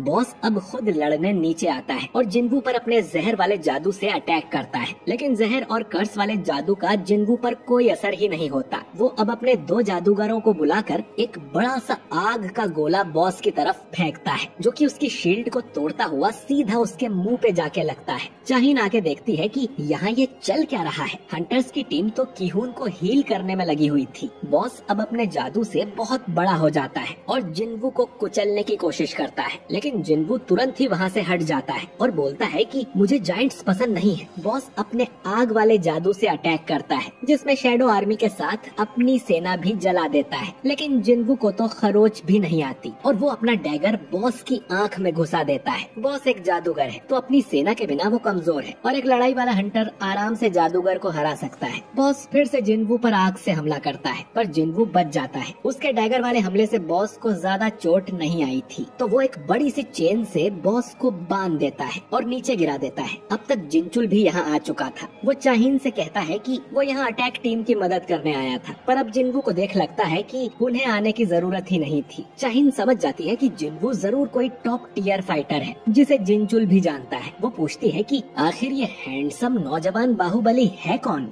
जिनचुल कहता है कि मुझे भी ज्यादा नहीं पता। खैर, जिनवू ने बॉस के 4 सेनापति भी अपनी शैडो आर्मी में शामिल कर लिए थे। बॉस चिल्लाता है, कुछ भी हो जाए मैं झुकेगा नहीं साला। करगलगन नाम सुन के चोमू समझा क्या? फायर है मैं। लेकिन फिर बॉस अपने ही सेनापति के हाथों मारा जाता है। खैर, अब जिनवू करगलगन की बॉडी पे हाथ रख के कहता है कि अराइज, और उसकी शैडो को भी अपनी आर्मी में शामिल कर लेता है। शैडो बनने के बाद करगलगन काफी विनम्र हो गया था। अब सिस्टम इसका नाम रखने को बोलता है, तो जिनवू इसके लंबे दांतों को देख इसका नाम रखता है टस्क बाबा। और सिस्टम ने टस्क को इलाइट नाइट रैंक दी हुई थी, जो कि जिनवू ने पहले कभी नहीं देखी। ये रैंक के डंजन बॉस की शैडो तो कमाल की है, और ढेर सारे हाई ऑर्क्स भी अब उसकी शैडो आर्मी का हिस्सा बन गए हैं, जिससे जिनवू और भी ज्यादा स्ट्रॉन्ग हो गया है। जिनचुल और बाकी लोग अब जिनवू के पास आते हैं, जिन्हें उसने नोटिस भी नहीं किया था। हंटर टीम उससे ढेर सारे सवाल करने लगती है, लेकिन जिनचुल कहता है कि जिनवू एसोसिएशन का टॉप सीक्रेट है, तो आज यहाँ जो कुछ भी हुआ हम इसके बारे में बाहर किसी को नहीं बताएंगे। जिनवू ने एस रैंक जितनी पावर दिखा के आप सबको बचाया है, तो उनसे बिना सवाल किए उन्हें यहाँ से जाने दो। किहुन कहता है कि तुम्हारी वजह से आज हम सब जिंदा हैं, और सभी उसका शुक्रिया करते हैं। जिनवू अब उस हीलर को उसकी डायरी वापस लौटा देता है, और फिर जिनचुल जिनवू को यहाँ से बाहर ले जाने लगता है। चाहिन से जादूगर पूछती है कि आप ये कुदाली लेके क्यों घूम रही हो, जिस पर चाहिन शर्मा जाती है कि अब उस बाहुबली को लगेगा कि मैं पागल हूँ। जादूगर पूछती है कि कौन बाहुबली, तो चाहिन बोलती है कि कुछ नहीं। किहुन अब ये सारी बातें चोई को बता देता है, और चोई उससे पूछता है कि मुझ में और जिनवू में ज्यादा स्ट्रॉन्ग कौन होगा। किहुन पूछता है कि क्या एक ए रैंक हंटर को आप अकेले हरा सकते हो बिना किसी सपोर्ट के। चोई कहता है कि नहीं, शायद उसका नाम फालतू में ही अल्टीमेट हंटर रखा है। खैर, किहुन भी अब चाहता था कि चोई जिनवू को उनकी गिल्ड में भर्ती कर ले। खैर, अगले दिन जिनवू जिन्हो से मिलने जाता है, और जिन्हो उसे बताने लगता है कि उसके बाप ने क्या शर्त रखी है। इसी समय हम हंटर एसोसिएशन के बाहर होती है, जहाँ ढेर सारे न्यूज रिपोर्टर्स आए थे। असल में आज ली मिनसुंग नाम के आदमी की रैंक चेक होनी थी, और उसी ने इन सब लोगों को यहाँ बुलाया था, क्योंकि वो एक फेमस एक्टर है। तभी बेक और चोई भी यहाँ पर आते हैं और सोचते हैं कि आज यहाँ इतनी भीड़ क्यों है। रिपोर्टर्स इनसे पूछने लगते हैं कि क्या आप यहाँ मिनसुंग को अपनी गिल्ड में भर्ती करने आए हैं, लेकिन इन्हें तो पता भी नहीं था कि मिनसुंग है कौन। ये तो यहाँ जिनवू के लिए आए हैं। चोई कहता है कि मिनसुंग ने तो पहले ही फील्ड गिल्ड को साइन कर लिया है, मैं तो यहाँ किसी और के लिए आया हूँ। जो सुन सभी रिपोर्टर्स निराश हो जाते हैं। बेक को भी पता चल गया था कि कैसे जिनवू ने उसके हंटर्स को बचाया है, जिस पर चोई कहता है कि कम से कम हमारा कोई हंटर मरा तो नहीं, जैसे रेड गेट में तुम्हारा किहुन मरा था। खैर, ये दोनों जिनवू को अपनी गिल्ड में भर्ती करना चाहते हैं और आपस में बहस करने लगते हैं। तभी यहाँ पर लिम ग्यू नाम का आदमी आता है, जो कि असल में फील्ड गिल्ड का मास्टर है, और इनसे पूछता है कि तुम लोग भी मिनसुंग को भर्ती करने आए हो क्या। जिस पर दोनों गुस्से में कहते हैं कि अरे मिनसुंग या पिनसुंग हो, हम उसके लिए नहीं आए। तभी जिनवू भी यहाँ आ जाता है, क्योंकि आज ऑफिशियली उसे एस रैंक मिलने वाली है। मिनसुंग अब प्रेस वालों से कहता है कि मेरे अंदर हंटर की पावर अवेकन हुई है, और अब मैं अंदर जाके अपनी रैंक चेक करवाऊंगा और फील्ड गिल्ड के लिए काम करूंगा। प्रेस वाले पूछते हैं कि आप एक्टिंग करना छोड़ देंगे क्या और फुल टाइम हंटर बन जाएंगे। अब मिनसुंग मन में सोचता है कि बिल्कुल भी नहीं। असल में उसने अपनी रैंक पहले ही चेक करवा ली थी, जो कि ए रैंक है। वो सिर्फ 2 साल के लिए फील्ड गिल्ड में रहेगा और फिर वापस एक्टिंग करियर में लौट आएगा। असल में मिनसुंग पर काफी इल्जाम लगे हुए हैं, तो 2 साल में लोग उन्हें भूल जाएंगे और मिनसुंग की इमेज क्लीन हो जाएगी। तभी जिनवू अंदर जाने लगता है, लेकिन मिनसुंग का मैनेजर उसे रोक लेता है कि अभी सर का इंटरव्यू चल रहा है, बाद में आना। तभी एसोसिएशन के चेयरमैन गोगन ही बाहर आते हैं और कहते हैं कि जिनवू मेरा मेहमान है और उसने मिनसुंग को मना भी किया था कि इस टाइम प्रेस कॉन्फ्रेंस मत करना। खैर, वो जिनवू को लेकर अंदर चले जाते हैं। मिनसुंग सोचता है कि उस लड़के ने मेरा इंटरव्यू खराब कर दिया। अब वो भी अंदर जाने लगता है, तो जिनचुल गेट पर ही उसे रोक लेता है कि अभी किसी और की रैंक चेक की जा रही है, तो तुम बाहर ही इंतजार करो। मिनसुंग उससे कहता है कि तुम जानते हो ना कि मैं कौन हूँ, अभी खड़े खड़े तुम्हें नौकरी से निकलवा सकता हूँ। जिनचुल बोलता है कि मैं नहीं जानता तुम कौन हो, लेकिन ज्यादा परेशान करोगे तो अच्छा नहीं होगा। इधर जिनवू देखता है कि चोई और बेग भी अंदर उसके लिए खड़े हैं। आखिर 2 साल के बाद देश को एक एस रैंक हंटर मिला है। खैर,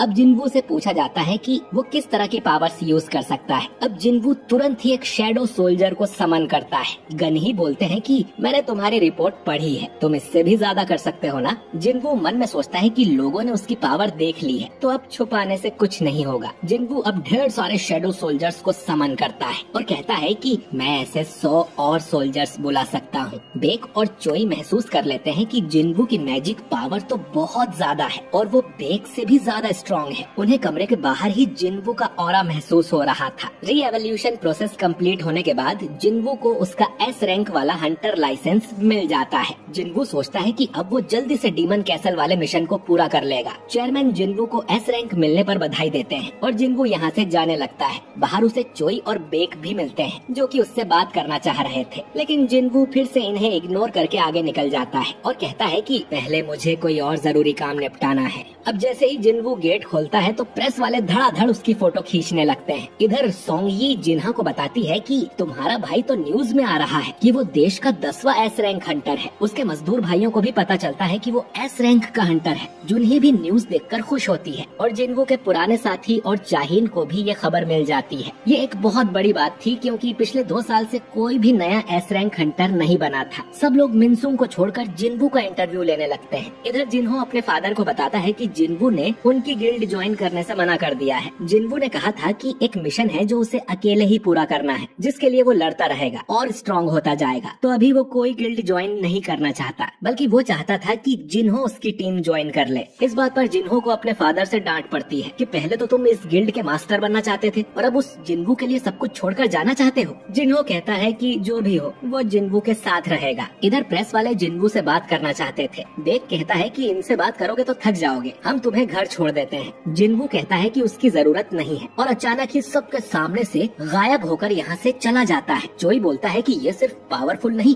बल्कि जादूगर भी है। वहीं जिन्वू की स्पीड देख बेक के तोते उड़ गए थे। जिन्वू को अब अच्छा गियर खरीदना था तो वो हंटर्स ऑक्शन में जाता है। उसे एक ऐसा आर्टिफैक्ट चाहिए था जो कि फायर वाले अटैक से उसकी रक्षा करे। इस काम के लिए मैनेजर उसे एक क्लॉक दिखाता है जो कपड़ों के ऊपर पहनते हैं, लेकिन उसकी कीमत देख जिन्वू की हालत खराब हो जाती है और वो कहता है कि थोड़ा कम करो भैया, रोज आपके यहाँ से कपड़े लेता हूँ। मैनेजर कहता है कि हमारे स्टोर का प्राइस फिक्स है, लेकिन अगर आप यहाँ का ग्लास तोड़ सको तो हम आपको ये प्रोडक्ट फ्री में दे देंगे, क्योंकि ये ग्लास मैजिक से बनाए गए थे इन कीमती आर्टिफैक्ट्स की प्रोटेक्शन के लिए। जिन्वू अब ग्लास तोड़ने को तैयार हो जाता है तो मैनेजर कहता है कि अरे सर, मैं तो मजाक कर रहा था, ग्लास को छुआ भी तो सिक्योरिटी अलार्म बज जाएगा। जिन्वू कहता है कि उसे चाकू टाइप कोई हथियार चाहिए, तो एक दूसरा मैनेजर उसे अपने साथ ले जाता है। ये आदमी देखता है कि जिन्वू ने तो कांच को छुआ भी नहीं था और फिर भी उसमें क्रैक आ गया था। इधर जिन्वू को एक चाकू पसंद आता है, लेकिन वो बहुत महंगा था। अब जिन्वू अपना डैगर मैनेजर को दिखाता है और कहता है कि इसकी कीमत क्या होगी। मैनेजर कहता है कि इसकी कीमत कम से कम 100 मिलियन होगी। जो सुन जिन्वू हैरान हो जाता है क्योंकि ये डैगर उसने सिस्टम से खरीदा था, वो भी बहुत सस्ते में। यानी सिस्टम से मिले आइटम असली दुनिया में बहुत कीमती होते हैं। वो सोच रहा था कि इन आइटम्स को बेचकर आर्टिफैक्ट्स खरीद लूंगा, लेकिन अब उसका मन बदल जाता है। इधर बेक सोच रहा था कि जिन्वू दिन पर दिन इतना स्ट्रॉन्ग कैसे होता जा रहा है। उसकी सेकंड अवेकनिंग तो काफी टाइम पहले हुई थी, तो उसकी पावर्स बढ़ती कैसे जा रही हैं? कहीं ऐसा तो नहीं कि उसकी सेकंड अवेकनिंग हुई ही ना हो और वो किसी दूसरे तरीके से लेवल अप कर रहा है। इधर जिना देखती है कि आखिरकार मीडिया वाले उनके घर के सामने से चले गए थे। जिन्वू उसे बताता है कि वो फिर से 1 हफ्ते के लिए बाहर जा रहा है। तभी इनके घर की घंटी बजती है। ये जिन्हो था जो कि अपनी बोरिया बिस्तर लेकर जिन्वू के पास आ गया था। जिन्वू अब जिना से कहता है कि मैं इसके साथ 1 हफ्ते के लिए काम से जा रहा हूँ। उस रात को जिन्हो जिन्वू के कमरे में ही सोता है। जिन्वू को जिना की चिंता हो रही थी कि जब वो बाहर जाए तो कोई उस पे हमला न कर दे, तो उसकी रक्षा के लिए जिन्वू फैंग यानी टस्क के 4 गार्ड्स को समन करता है और देखता है कि ये तो 3 ही थे। फिर उसे याद आता है कि चौथे को तो उसने छत से चिपका दिया था, तो उसकी शेडो एक्सट्रैक्ट करना तो वो भूल ही गया।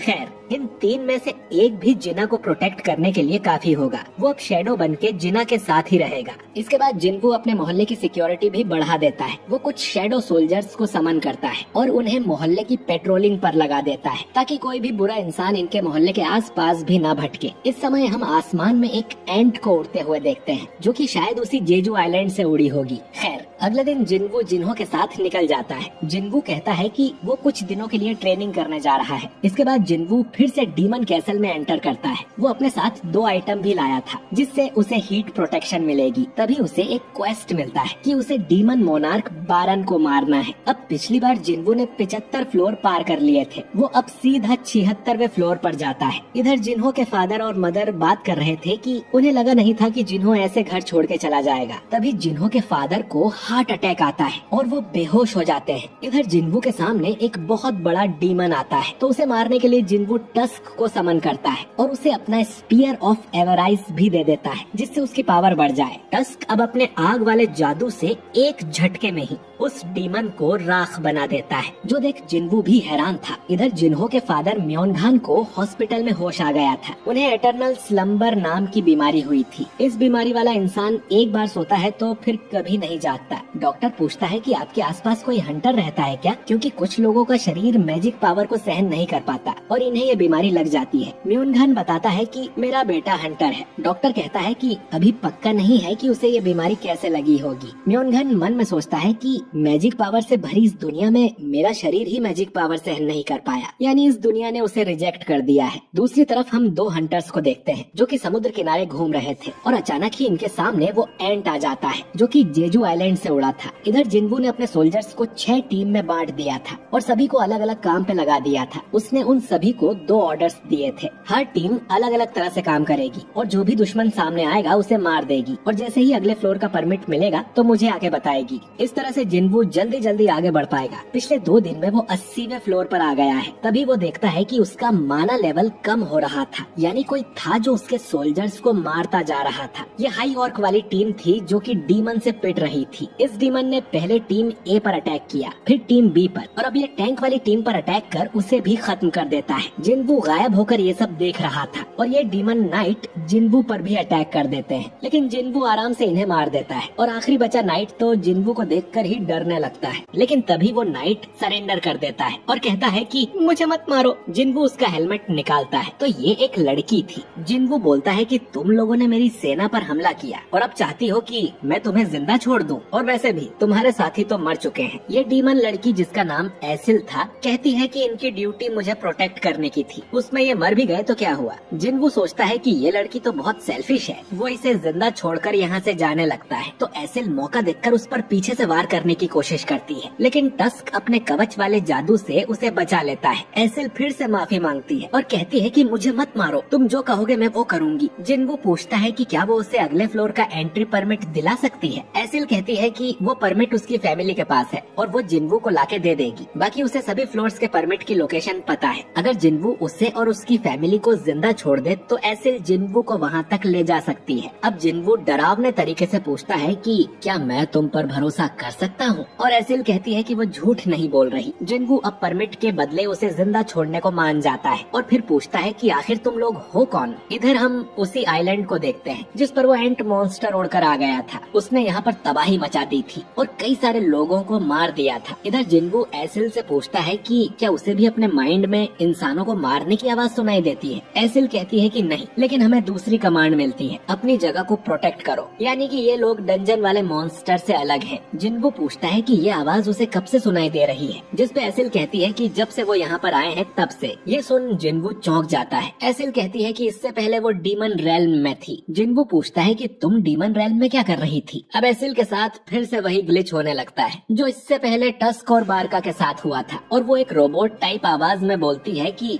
हम युद्ध की तैयारी कर रहे हैं, एक ऐसे दुश्मन के लिए जो इतना स्ट्रॉन्ग है कि उससे लड़ने के लिए सभी डीमंस को एकजुट होना पड़ेगा। इसके बाद एसिल कहने लगती है कि ये जानकारी नहीं दी जानी चाहिए, और बेहोश हो जाती है। जिन्वू समझ जाता है कि वो इससे आगे सवाल नहीं पूछ सकता। दूसरी तरफ हम हंटर एसोसिएशन की मीटिंग को देखते हैं जिसमें जिनचुल बताता है कि एक एंट मॉन्स्टर ने जापान के पास एक छोटे से आइलैंड पर हमला कर दिया है जिसमें 294 लोगों की जान गई है। 108 हंटर इससे लड़ने भेजे गए थे, जिनमें 4 ई रैंक हंटर, एक सी रैंक हंटर और एक बी रैंक हंटर मारे गए। आखिर में एक ए रैंक हंटर ने इस एंट को मार डाला, यानी कि इस एंट मॉन्स्टर की पावर ए रैंक जितनी थी। गन ही कहता है कि ये आइलैंड जेजू आइलैंड से 120 किलोमीटर दूर था। अगर वो एंट्स अच्छे से उड़ना सीख गई तो हमारे देश तक भी पहुंच सकती है। हमें हाई अलर्ट पर रहना होगा और तुरंत ही चौथे जेजू आइलैंड रेड मिशन की तैयारी तैयारी की जाए। इधर एसिल को होश आ गया था और वो जिन्बू को अपने फैमिली कैसल के पास ले जाती है, जिसके अंदर उसे परमिट मिलेगा। एसिल के फादर जिन्बू को देखकर डर जाते हैं क्योंकि उन्हें जिन्बू की शैडो में पूरी सेना दिखाई दे रही थी। जिन्बू कहता है कि मैंने एसिल से प्रॉमिस किया है कि अगर मुझे परमिट मिल गया तो किसी को नुकसान नहीं पहुंचाऊंगा।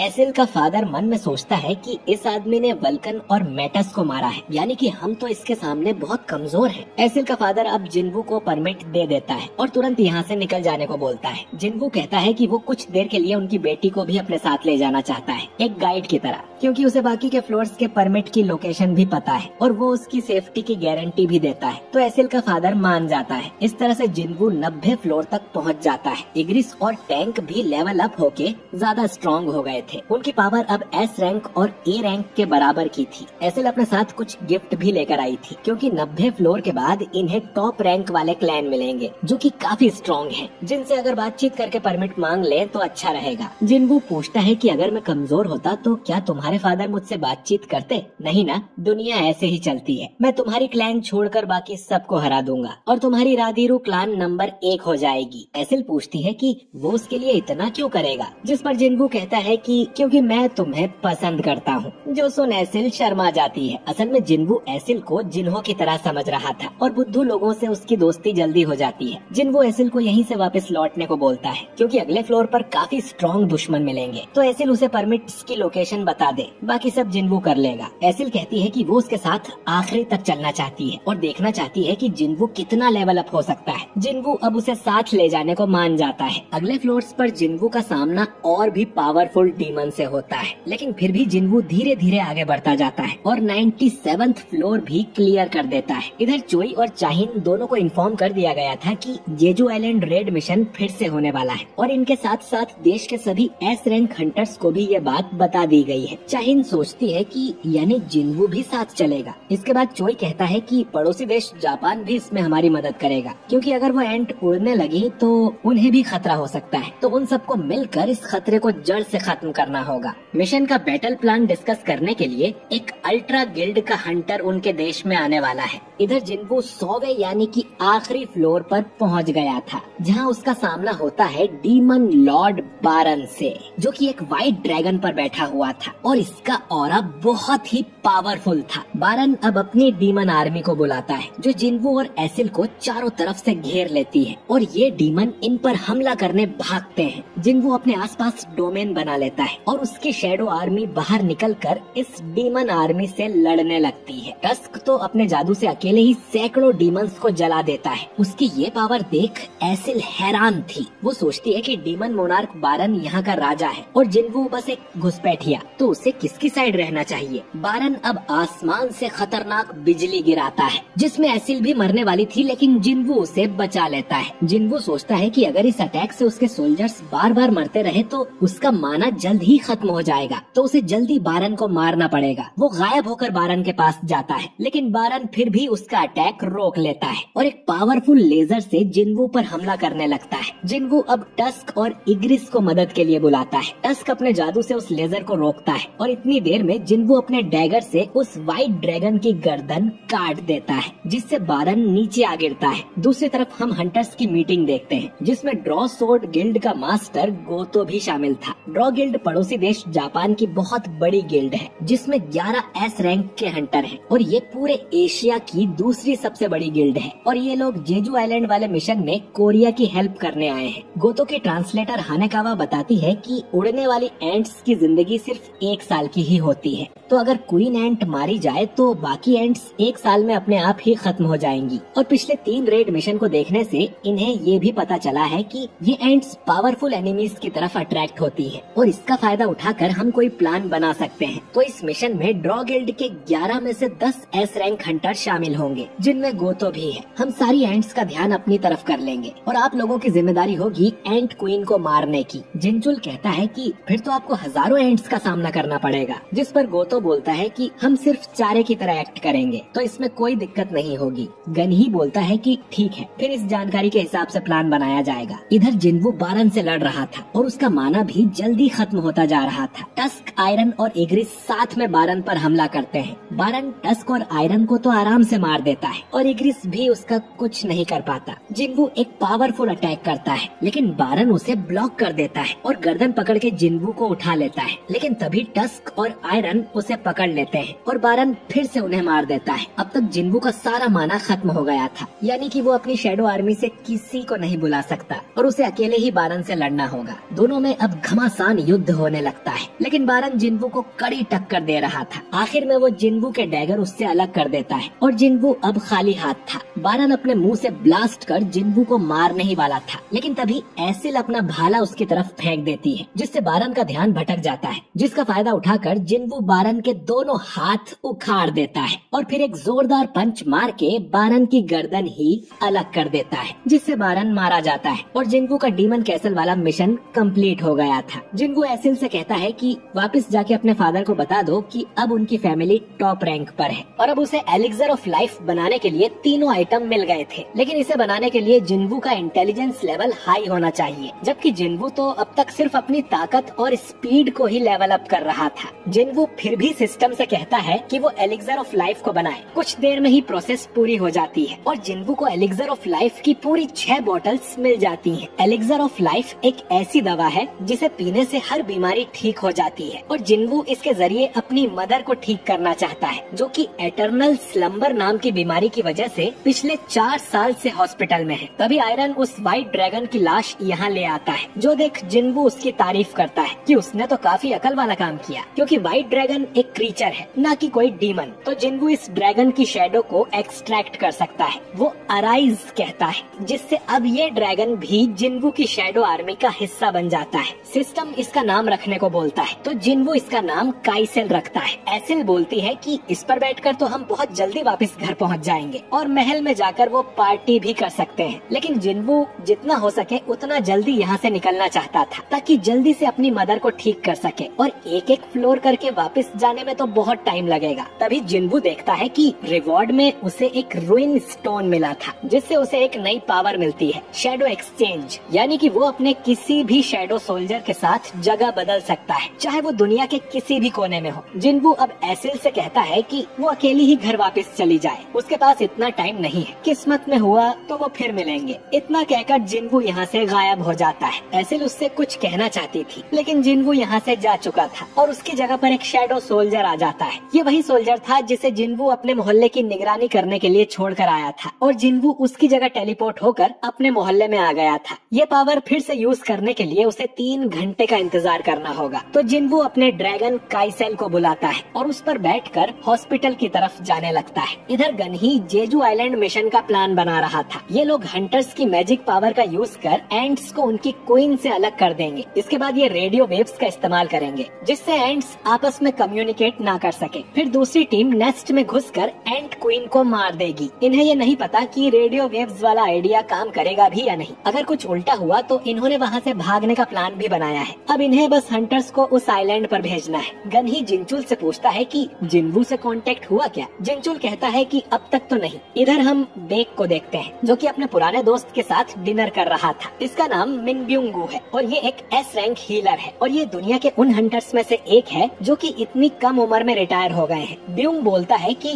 बेक सच में उस आइलैंड पर वापस जाने वाला है, जबकि उसने अपनी आंखों से वहाँ पर यूनसुक को मरते देखा था, जो कि इनका तीसरा दोस्त था। बेक कहता है कि इसीलिए मुझे जाना पड़ेगा। अगर वो एंट्स यहाँ पर आ गयी तो पूरे देश का हाल भी वैसा ही होगा। ब्यूंग पूछता है कि तुम कब से देशभक्त बन गए। बेक कहता है कि जो भी रीजन हो उसे जाना तो पड़ेगा ही। ब्यूंग बोलता है कि अगर तुम मुझे भी साथ ले चलना चाहते हो तो मैं कभी नहीं जाऊंगा। बेक कहता है कि वो तो बस उसे गुड बाय बोलने आया है, क्योंकि क्या पता कि अब वो दोनों मिले या नहीं। ब्यूंग बताता है कि वो गवर्नमेंट जॉब की तैयारी कर रहा है, उसे कोई खून खराबा नहीं देखना, इसीलिए वो हंटर वाले काम से रिटायर हुआ था। वो गवर्नमेंट जॉब करके नॉर्मल जिंदगी जीना चाहता है। बेक सोचता है कि तुम सही कह रहे हो, हंटर्स ही हैं जो नॉर्मल नहीं है, लेकिन उसे आज तक ऐसा कोई हंटर नहीं मिला जिसे लड़ना पसंद नहीं हो। मॉन्स्टर से लड़ना तो इनका रूटीन बन गया है। कुछ लोगों को तो इसमें मजा भी आता है। कहीं अवेकनिंग के लिए यही कंडीशन तो जरूरी नहीं। इसके बाद दोनों थोड़ा मजाक करते हैं। इधर जिन्वू हॉस्पिटल में आ गया था। वो देखता है कि उसकी मदर की गर्दन पे जलने के निशान थे, जो कि असल में जिन्वू की वजह से ही हुआ था। लेकिन उसकी मदर ने उसे बिल्कुल भी नहीं डांटा था। जिन्वू अब सोच रहा था कि उसे ये एलिक्सर ऑफ लाइफ यूज करना चाहिए कि नहीं, पता नहीं इससे क्या होगा। लेकिन सिस्टम ने जिन्वू को कई सारे चमत्कार दिखाए हैं। वो खुद भी ई रैंक हंटर से एस रैंक हंटर बन गया है, इसीलिए जिन्वू को सिस्टम पर भरोसा है। जिन्वू अब एलिक्सर ऑफ लाइफ की बोतल निकालता है और उसकी मदर को पिला देता है। इसके बाद दवाई का असर होने लगता है और उसकी मदर ठीक होने लग जाती है, बल्कि उसकी मदर की गर्दन पे जो जलने का निशान था वो भी चला जाता है। जिन्वू उन्हें जागने के लिए कहने लगता है, क्योंकि उसने अभी तक जितनी भी मेहनत की है वो सिर्फ अपनी मदर को ठीक करने के लिए ही की है। और आसमान में पूरा चांद निकला हुआ था। कुछ देर में जिन्वू अपनी आंखें खोलता है और देखता है कि उसकी मदर जाग गई थी। वो जिन्वू को पहचान जाती है और पूछती है कि वो कितने टाइम से सो रही थी और जिना कैसी है। जिन्वू बताता है कि पूरे 4 साल से, और जिना ठीक है। वो जिन्वू से कहती है कि वो कितना बड़ा हो गया है और उसे चोट भी लगी थी, उसने जरूर बहुत मेहनत की होगी। जिन्वू रोते हुए कहता है कि वो ठीक है और उसकी आंखों से आंसू निकलना बंद ही नहीं होते। अगली सुबह डॉक्टर्स को पता चलता है कि एटर्नल स्लीप वाली पेशेंट को होश आ गया है, जो सुन उन्हें यकीन नहीं हो रहा था। जिना भी यहाँ आ जाती है और अपनी मदर को ठीक देख रोते हुए उन्हें गले लगा लेती है। जिन्वू सोचता है कि उसकी सारी मेहनत रंग लाई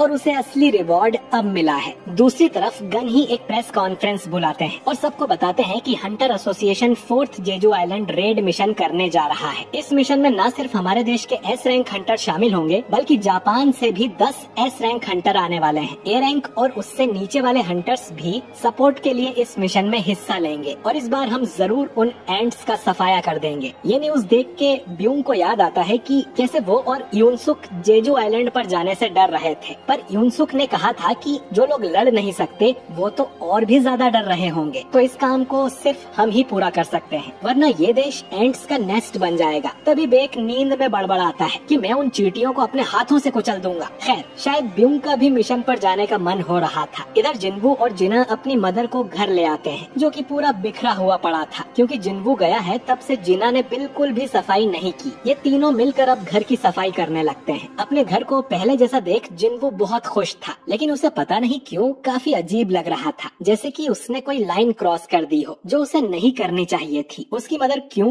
जिन्वू से पूछती है कि उसके फादर की कोई खबर मिली क्या, और उसे ये भी पता चला था कि जिन्वू एक एस रैंक का हंटर बन गया है, जो जानकर उसे बहुत खुशी होती है, क्योंकि उसके फादर भी पहले एक फायर फाइटर थे और फिर एक हंटर बन गए थे। वो लोगों की जान बचाते थे। ये देखकर ही क्यूंग ने उससे शादी की थी और जिन्वू बिल्कुल अपने बाप पर गया है। जिना कहती है कि वो डॉक्टर बनना चाहती है ताकि लोगों की जान बचा सके, जो सुन क्यूंग कहती है कि तुम भी अपने बाप पर गई हो। तभी जिन्वू को एसोसिएशन से कॉल आता है। इधर गन ही बताता है कि प्रेस कॉन्फ्रेंस के बाद थॉमस आंद्रे नाम का एक आदमी उनसे मिलने आया था, जो कि अमेरिका का national level S rank hunter है। National level hunters S rank hunters से थोड़े ज्यादा स्ट्रॉन्ग होते हैं और अकेले ही एक देश की मिलिट्री जितने पावरफुल होते हैं। पता नहीं वो इनके देश में क्या करने आया है। गन ही पूछता है कि जिन्वू से कांटेक्ट हुआ क्या। जिनचुल कहता है कि उससे बात हो गई है और वो बस आता ही होगा। गन ही जिन्वू से कहता है कि 4 दिन में हम रेड मिशन पर निकलने वाले हैं और ये चाहते थे कि जिन्वू भी मिशन का हिस्सा बने। लेवल अप करने के लिए जिन्वू के पास ये अच्छा मौका है, लेकिन अब तो वो अपनी मदर को ठीक कर चुका है, तो उसके पास लड़ने के लिए कोई मोटिवेशन नहीं बचा। तभी उसे पावरफुल माना महसूस होता है। गन ही बताता है कि एस रैंक हंटर्स जिम में वार्म अप कर रहे हैं, तुम्हें चलकर देखना चाहिए। हम देखते हैं कि बेक और हंटर माँ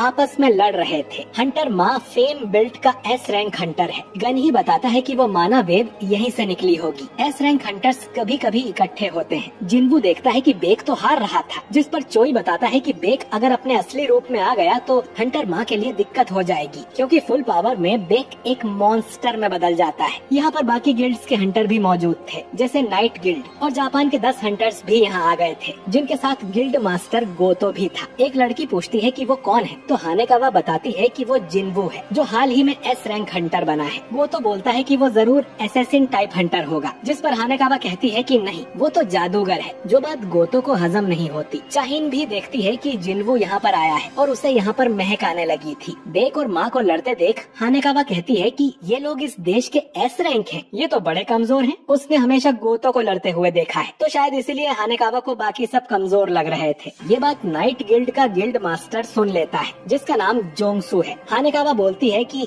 ये नाम तो कभी नहीं सुना, जिस पर जोंगसू का असिस्टेंट बताता है कि ये एस रैंक नहीं ए रैंक हंटर है, शायद इसीलिए नहीं सुना होगा, लेकिन हमारी गिल्ड भी देश के टॉप 5 में आती है। गोतो कहता है कि हम सबको आपस में एक फ्रेंडली मैच खेलना चाहिए जिसमें सिर्फ एस रैंक हंटर्स ही भाग लेंगे। गन ही बोलता है कि ये तो अच्छा आइडिया है, लेकिन इसमें जादूगर और बाकी हंटर्स हिस्सा नहीं लेंगे, यानी सिर्फ लड़ने वाले हंटर ही भाग ले सकते हैं। बैक कहता है कि जो भी नीचे गिरा वो हार जाएगा और इस मैच में हम टीम की तरह लड़ेंगे क्योंकि आइलैंड पर भी ऐसा ही होगा। गोतो मान जाता है। अब एक टीम में थे हंटर चाहिन, हंटर बेक, हंटर लिम और हंटर मा, और दूसरी टीम में थे जापान के हंटर्स त्वाता, कुमामोटो, होशिनो और टनाका। जिन्वू इस बात से खुश था कि उसे एस रैंक हंटर्स का बैटल देखने को मिलेगा, लेकिन वो देखता है कि गोतो इस फाइट में हिस्सा नहीं ले रहा था। हंटर मा अब अपनी पावर से अपने शरीर को बड़ा कर लेता है और चारों एक एक ओपोनेंट चुनकर उनसे लड़ने लगते हैं। लिम और होशिनो की लड़ाई हो रही थी जिसमें लिम दूर रहने की कोशिश करता है क्योंकि उसके अटैक्स लॉन्ग रेंज होते हैं। ये arena top tier magic gems से बनाया गया है, कोई मामूली हंटर तो इसे खरोच भी नहीं पहुंचा सकता। फिर भी ये लोग इसमें तबाही मचा रहे थे। इधर बेक भी अपनी पूरी ताकत से लड़ रहा था, लेकिन कुमामोटो उससे लड़ने की बजाय भाग जाता है। कुमामोटो असल में नर्वस हो गया था। बेक समझ जाता है कि गोतो अपने हंटर्स को टेस्ट करना चाहता था कि वो इस मिशन के लिए रेडी है या नहीं। ये सोचकर बेक अपने बीस्ट वाले रूप में आ जाता है और हमला कर देता है। ए रैंक वाले हंटर सोच रहे थे कि ये लोग तो जानवर की तरह लड़ रहे हैं, हम तो इनके सामने बिल्कुल नहीं टिक पाते। तभी टनाका हंटर माँ को हरा देता है और होशिनो भी लिम को हरा देता है। बेक कुमामोटो के पीछे पड़ा हुआ था। तभी होशिनो और टनाका दोनों उससे लड़ने आ जाते हैं। इधर चाहिन कानाए से लड़ रही थी। चाहिन के मूव्स उसे समझ ही नहीं आ रहे थे, इसीलिए चाहिन को पहले डांसर का टाइटल भी मिला हुआ था। चाहिन बड़ी आसानी से कानाए को हरा देती है और इसके बाद बेक की मदद करने जाने लगती है। कुमामोटो चाहिन पर पीछे से हमला करने की कोशिश करता है तो वो उसके मुंह पर पंजा मार देती है, जिससे कुमामोटो को गुस्सा आ जाता है। उसके साथी बोलते हैं कि अब पता नहीं वो क्या करेगा। कुमामोटो चाहिन पर बहुत जोरदार अटैक करने लगता है, लेकिन अचानक ही जिन्वू वहाँ आके चाहिन को बचा लेता है और कहता है कि ये एक फ्रेंडली मैच है और तुम पूरी जान लगा रहे हो। कुमामोटो जिन्वू पर ही अटैक कर देता है तो जिन्वू तुरंत ही उसे नीचे पटक देता है, जो देख उसके साथियों को यकीन नहीं होता और गोतो पूछता है कि क्या ये सच में जादूगर है। अब उसे खुद ही पता करना पड़ेगा। खैर, जिन्वू चाहिन से कहता है कि उसे हार मान लेनी चाहिए क्योंकि बेक भी हार गया है, तो अब उनकी टीम में कोई नहीं बचा। तभी हानेकावा यहाँ आकर कहती है कि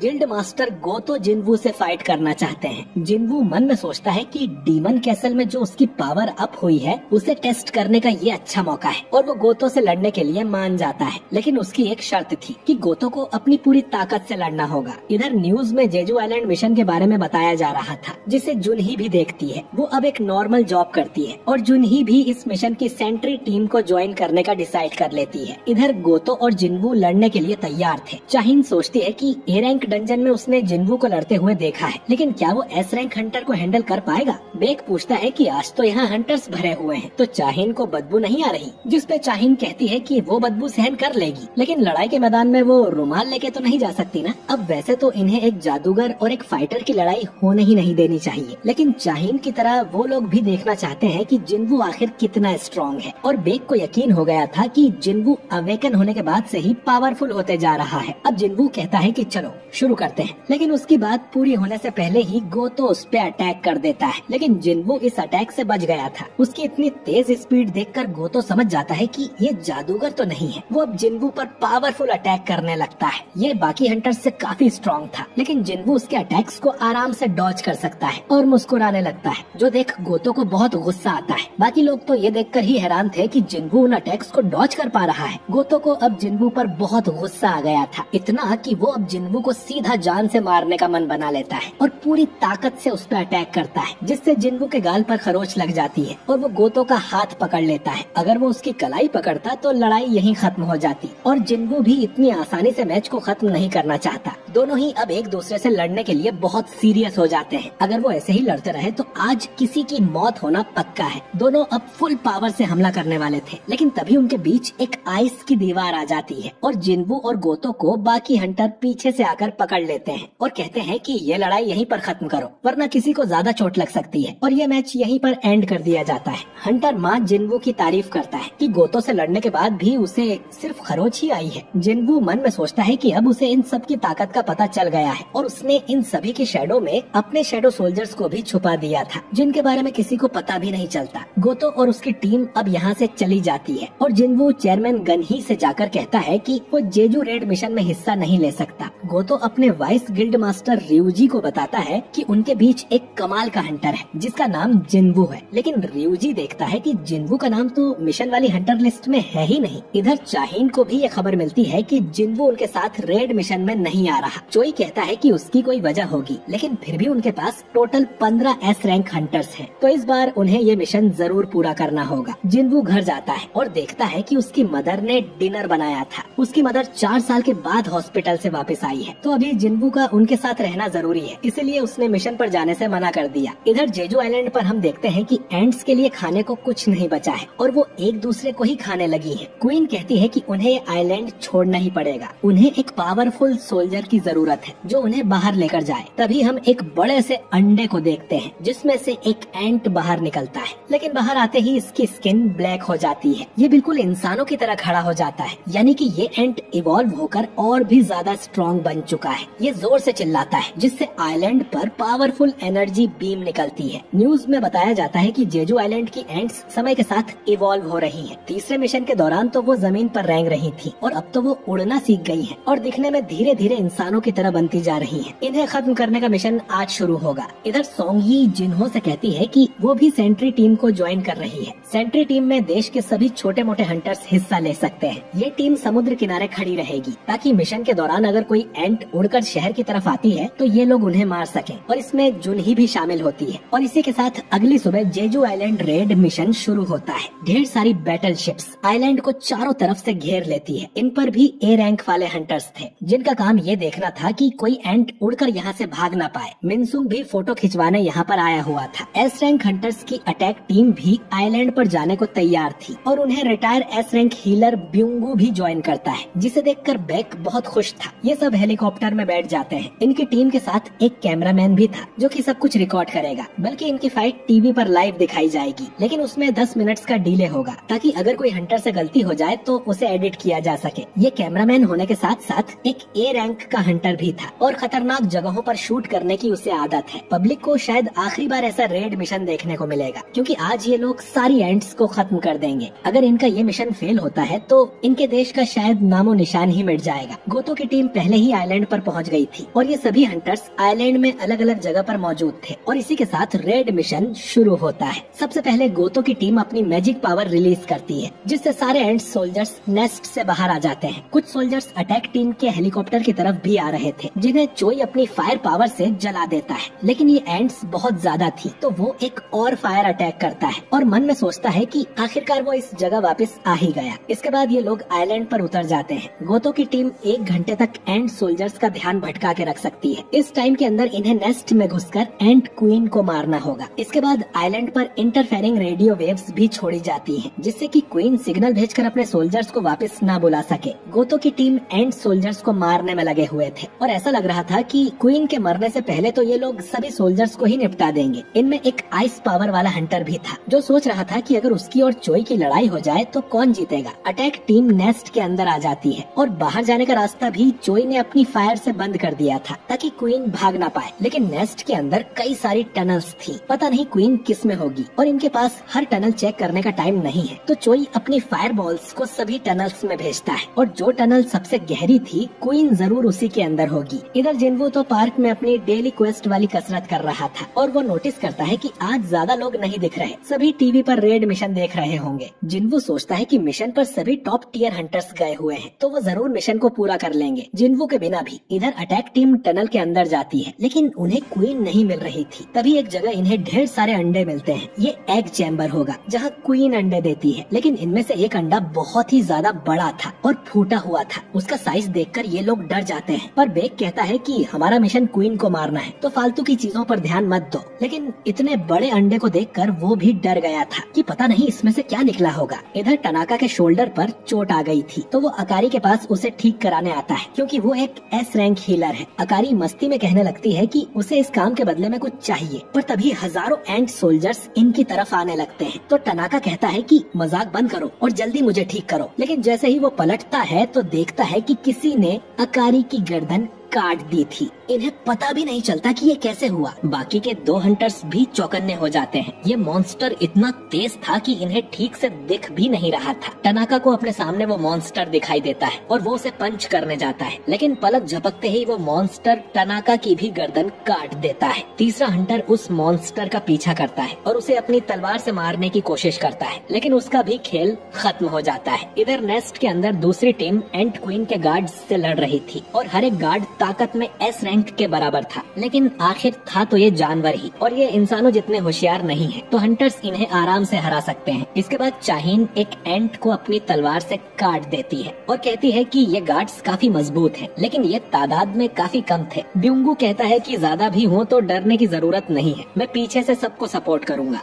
बेक कहता है कि लगा नहीं था कि लड़ाई से डरने वाला ऐसा बोलेगा। ब्यूंगू कहता है कि मजाक मत करो और वो एक एंट का सिर फोड़ देता है, क्योंकि सिर कटने के बाद भी ये मॉन्स्टर कुछ टाइम के लिए जिंदा रह सकते हैं, तो इन्हें इनके पैर भी काट देने चाहिए ताकि ये कहीं भाग न सके। ये गुफा में जितना अंदर जा रहे थे इन्हें उतने ही ताकतवर एंट्स मिल रहे थे, लेकिन अभी तक ऐसा कोई एंट नहीं मिला जो इंसानों की तरह 2 पैरों पे खड़ा होता हो। शायद वो रॉयल गार्ड्स होंगे जो क्वीन के पास ही मिलेंगे। ये चोई से पूछते हैं कि हम सही दिशा में ही जा रहे हैं ना? चोई कहता है कि हाँ शायद। चाहीन कहती है कि उसे गुफा के अंदर से एक पावरफुल मॉन्स्टर की स्मेल आ रही है। इसके बाद बेक अपनी बीस्ट एबिलिटी से गुफा के अंदर देखता है। उसे कई सारे एग चैम्बर मिलते हैं, लेकिन आखिर में उसे क्वीन वाला चैम्बर भी मिल जाता है। वो बताता है कि क्वीन गुफा में सबसे अंदर है, लेकिन कई सारे गार्ड्स उसे प्रोटेक्ट कर रहे हैं जो कि एस रैंक के रॉयल गार्ड्स होंगे और क्वीन भी पता नहीं कितनी स्ट्रॉन्ग होगी, लेकिन ये लोग मिलकर जरूर उसे हरा सकते हैं और ये लोग अंदर जाने लगते हैं। इधर इजावा और के टनाका वाले ग्रुप को ढूंढने जाते हैं, क्योंकि वो लोग रेडियो पर रिस्पॉन्स नहीं दे रहे थे। उन्हें यहाँ बस मरी हुई एंट्स ही मिलती हैं। तभी इजावा को एक हंटर फुजिशिमा का टूटा हुआ चश्मा दिखाई देता है और अचानक ही इन्हें इतनी गंदी बदबू आती है कि के उल्टी करने लगता है। के देखता है कि जंगल में से कोई आ रहा है, तो वो अपने सामने बर्फ का पहाड़ बना देता है और खुद को भी बर्फ में कैद कर लेता है, लेकिन वो मॉन्स्टर बर्फ के साथ साथ के भी टुकड़े टुकड़े कर देता है। कुमामोटो और कानाए भी नोटिस करते हैं कि उनके कुछ साथी रिस्पॉन्स नहीं कर रहे, लेकिन उनके सामने बहुत सारे एंट्स थे और इनसे पहले निपटना होगा। इधर बाकी हंटर क्वीन के चैम्बर में आ गए थे, जिसके सामने ढेर सारे गार्ड्स खड़े थे। ब्यूंगू अब अपनी पावर से सभी हंटर्स को बफ दे देता है, जिससे ये लोग और भी स्ट्रॉन्ग हो जाते हैं। हंटर माँ अब अपना साइज बड़ा कर लेता है और चोई अपनी आग से गार्ड्स को जलाने लगता है। चोई कहता है कि इतनी ज्यादा पावर यूज करने की उसे जरूरत पड़ती नहीं है, लेकिन आज वो अपने सारे हुक्म के किन निकाल देगा। इतना कहकर वो फायर ड्रैगन अटैक करता है, जिससे कई एंट्स जल जाते हैं। बेग भी सोचता है कि अब उसे भी अपने असली रूप में आना चाहिए और वो ट्रांसफॉर्म होकर बिल्कुल एक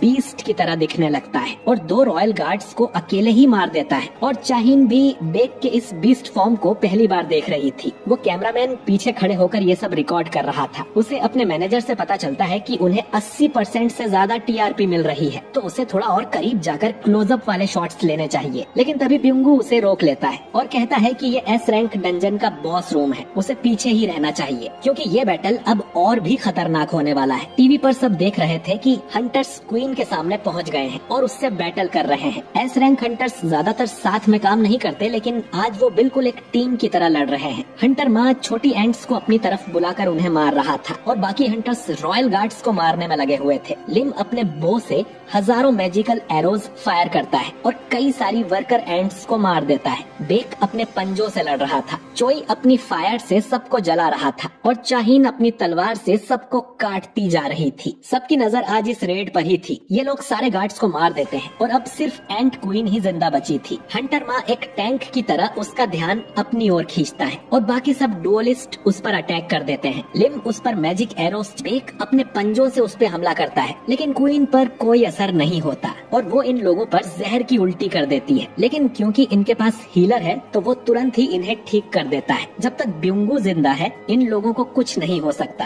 क्वीन अब ब्यूंगू को ही मारने जाती है, लेकिन माँ अपनी शील्ड से उसे रोक लेता है, क्योंकि वो अपने हीलर को मरने नहीं दे सकता। चोई अब क्वीन पर फायर अटैक करता है, जिससे बड़ा धमाका होता है, पर उससे भी क्वीन को कुछ नहीं होता। तभी क्वीन चिल्लाने लगती है और बेक सोचता है कि ये दर्द से चिल्ला रही है या किसी को बुला रही है। वो भागने की कोशिश करती है तो हंटर माँ और बेक उसे पकड़ लेते हैं, जिसके बाद चाहीन क्वीन की तरफ आती है। ब्यूंगू ने उसे डैमेज बफ भी दे दिया था, तो वो जल्दी से क्वीन के सारे पैर काट देती है और फिर ऊपर जाकर अपनी गोल्डन सोर्ड से क्वीन की गर्दन काट देती है। और आखिरकार इन लोगों ने क्वीन को मार दिया था। टीवी पर देख रहे लोग खुशी मनाने लगते हैं कि आखिरकार एंट क्वीन मारी गई। चेयरमैन गनही भी ये खबर सुनकर खुश होते हैं कि उनका मिशन पूरा हुआ। इधर हंटर बात करते हैं कि क्वीन मारी गई है तो बाकी एंट्स 1 साल के अंदर अपने आप ही खत्म हो जाएंगी, क्योंकि अंडे देने वाला अब कोई नहीं है और इस आइलैंड पर फिर से इंसान रह पाएंगे। बेक अब भी सोच रहा था कि क्वीन की वो चीख किसके लिए थी। ब्यूंगू उससे कहता है कि हमने क्वीन को मार दिया और अपने दोस्त यूनसुक का बदला ले लिया। ये सभी काफी खुश हो जाते हैं, लेकिन बाहर जहाज पर रेजी देखता है कि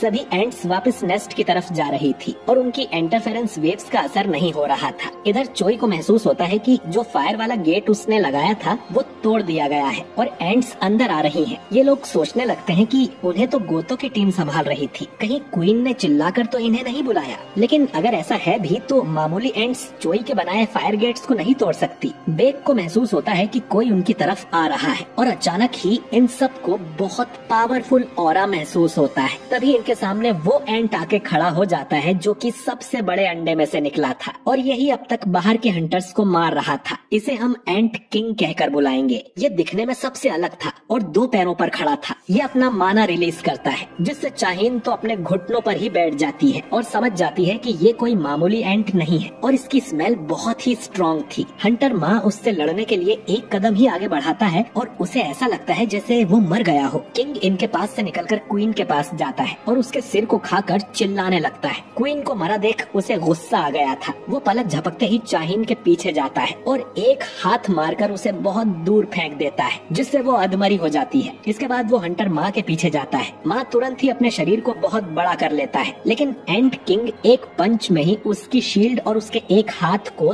तोड़ देता है। वो दूसरे हाथ से भाला मारने जाता है तो किंग उसका दूसरा हाथ भी उखाड़ देता है। इसके बाद वो बाकी हंटर्स की तरफ बढ़ता है। बेक उस पे हमला करने जाता है तो वो उसे चीर देता है। इसके बाद चोई अपनी फायर अटैक कर पाए उससे पहले ही एंट किंग उसके सामने जाकर उसके शरीर पे भी कट लगा देता है। लिम अब अपने एरो से किंग पर निशाना लगाता है, लेकिन किंग अपने हाथ से ही उसके एरो को पकड़ लेता है और उसे भी एक मुक्का मारकर दूर फेंक देता है। लेकिन वो देखता है कि हंटर माँ के दोनों हाथ वापस आ गए थे। असल में ब्यूंगू ने तुरंत ही उसे हील कर दिया था। ब्यूंगू ने कैमोफ्लाज नाम की स्किल यूज करके खुद को गायब कर लिया था, जिससे वो छुप कर सबको हील कर सके। लेकिन वो बस अपनी जगह से हिल नहीं सकता। जब तक हीलर जिंदा है उसकी टीम में कोई भी नहीं मर सकता। एंट किंग अब हंटर माँ का पैर पकड़ के उसे खिलौने की तरह पटकने लगता है और फिर उसकी नजर ब्यूंगू पर जाती है। वो गायब था, फिर भी एंट किंग ने उसे देख लिया था और वो उसके शरीर में एक मुक्का मार के अपना हाथ आर पार कर देता है। ब्यूंगू बेक से कहता है कि यहाँ से भाग जाओ और तभी एंट किंग ब्यूंगू का सिर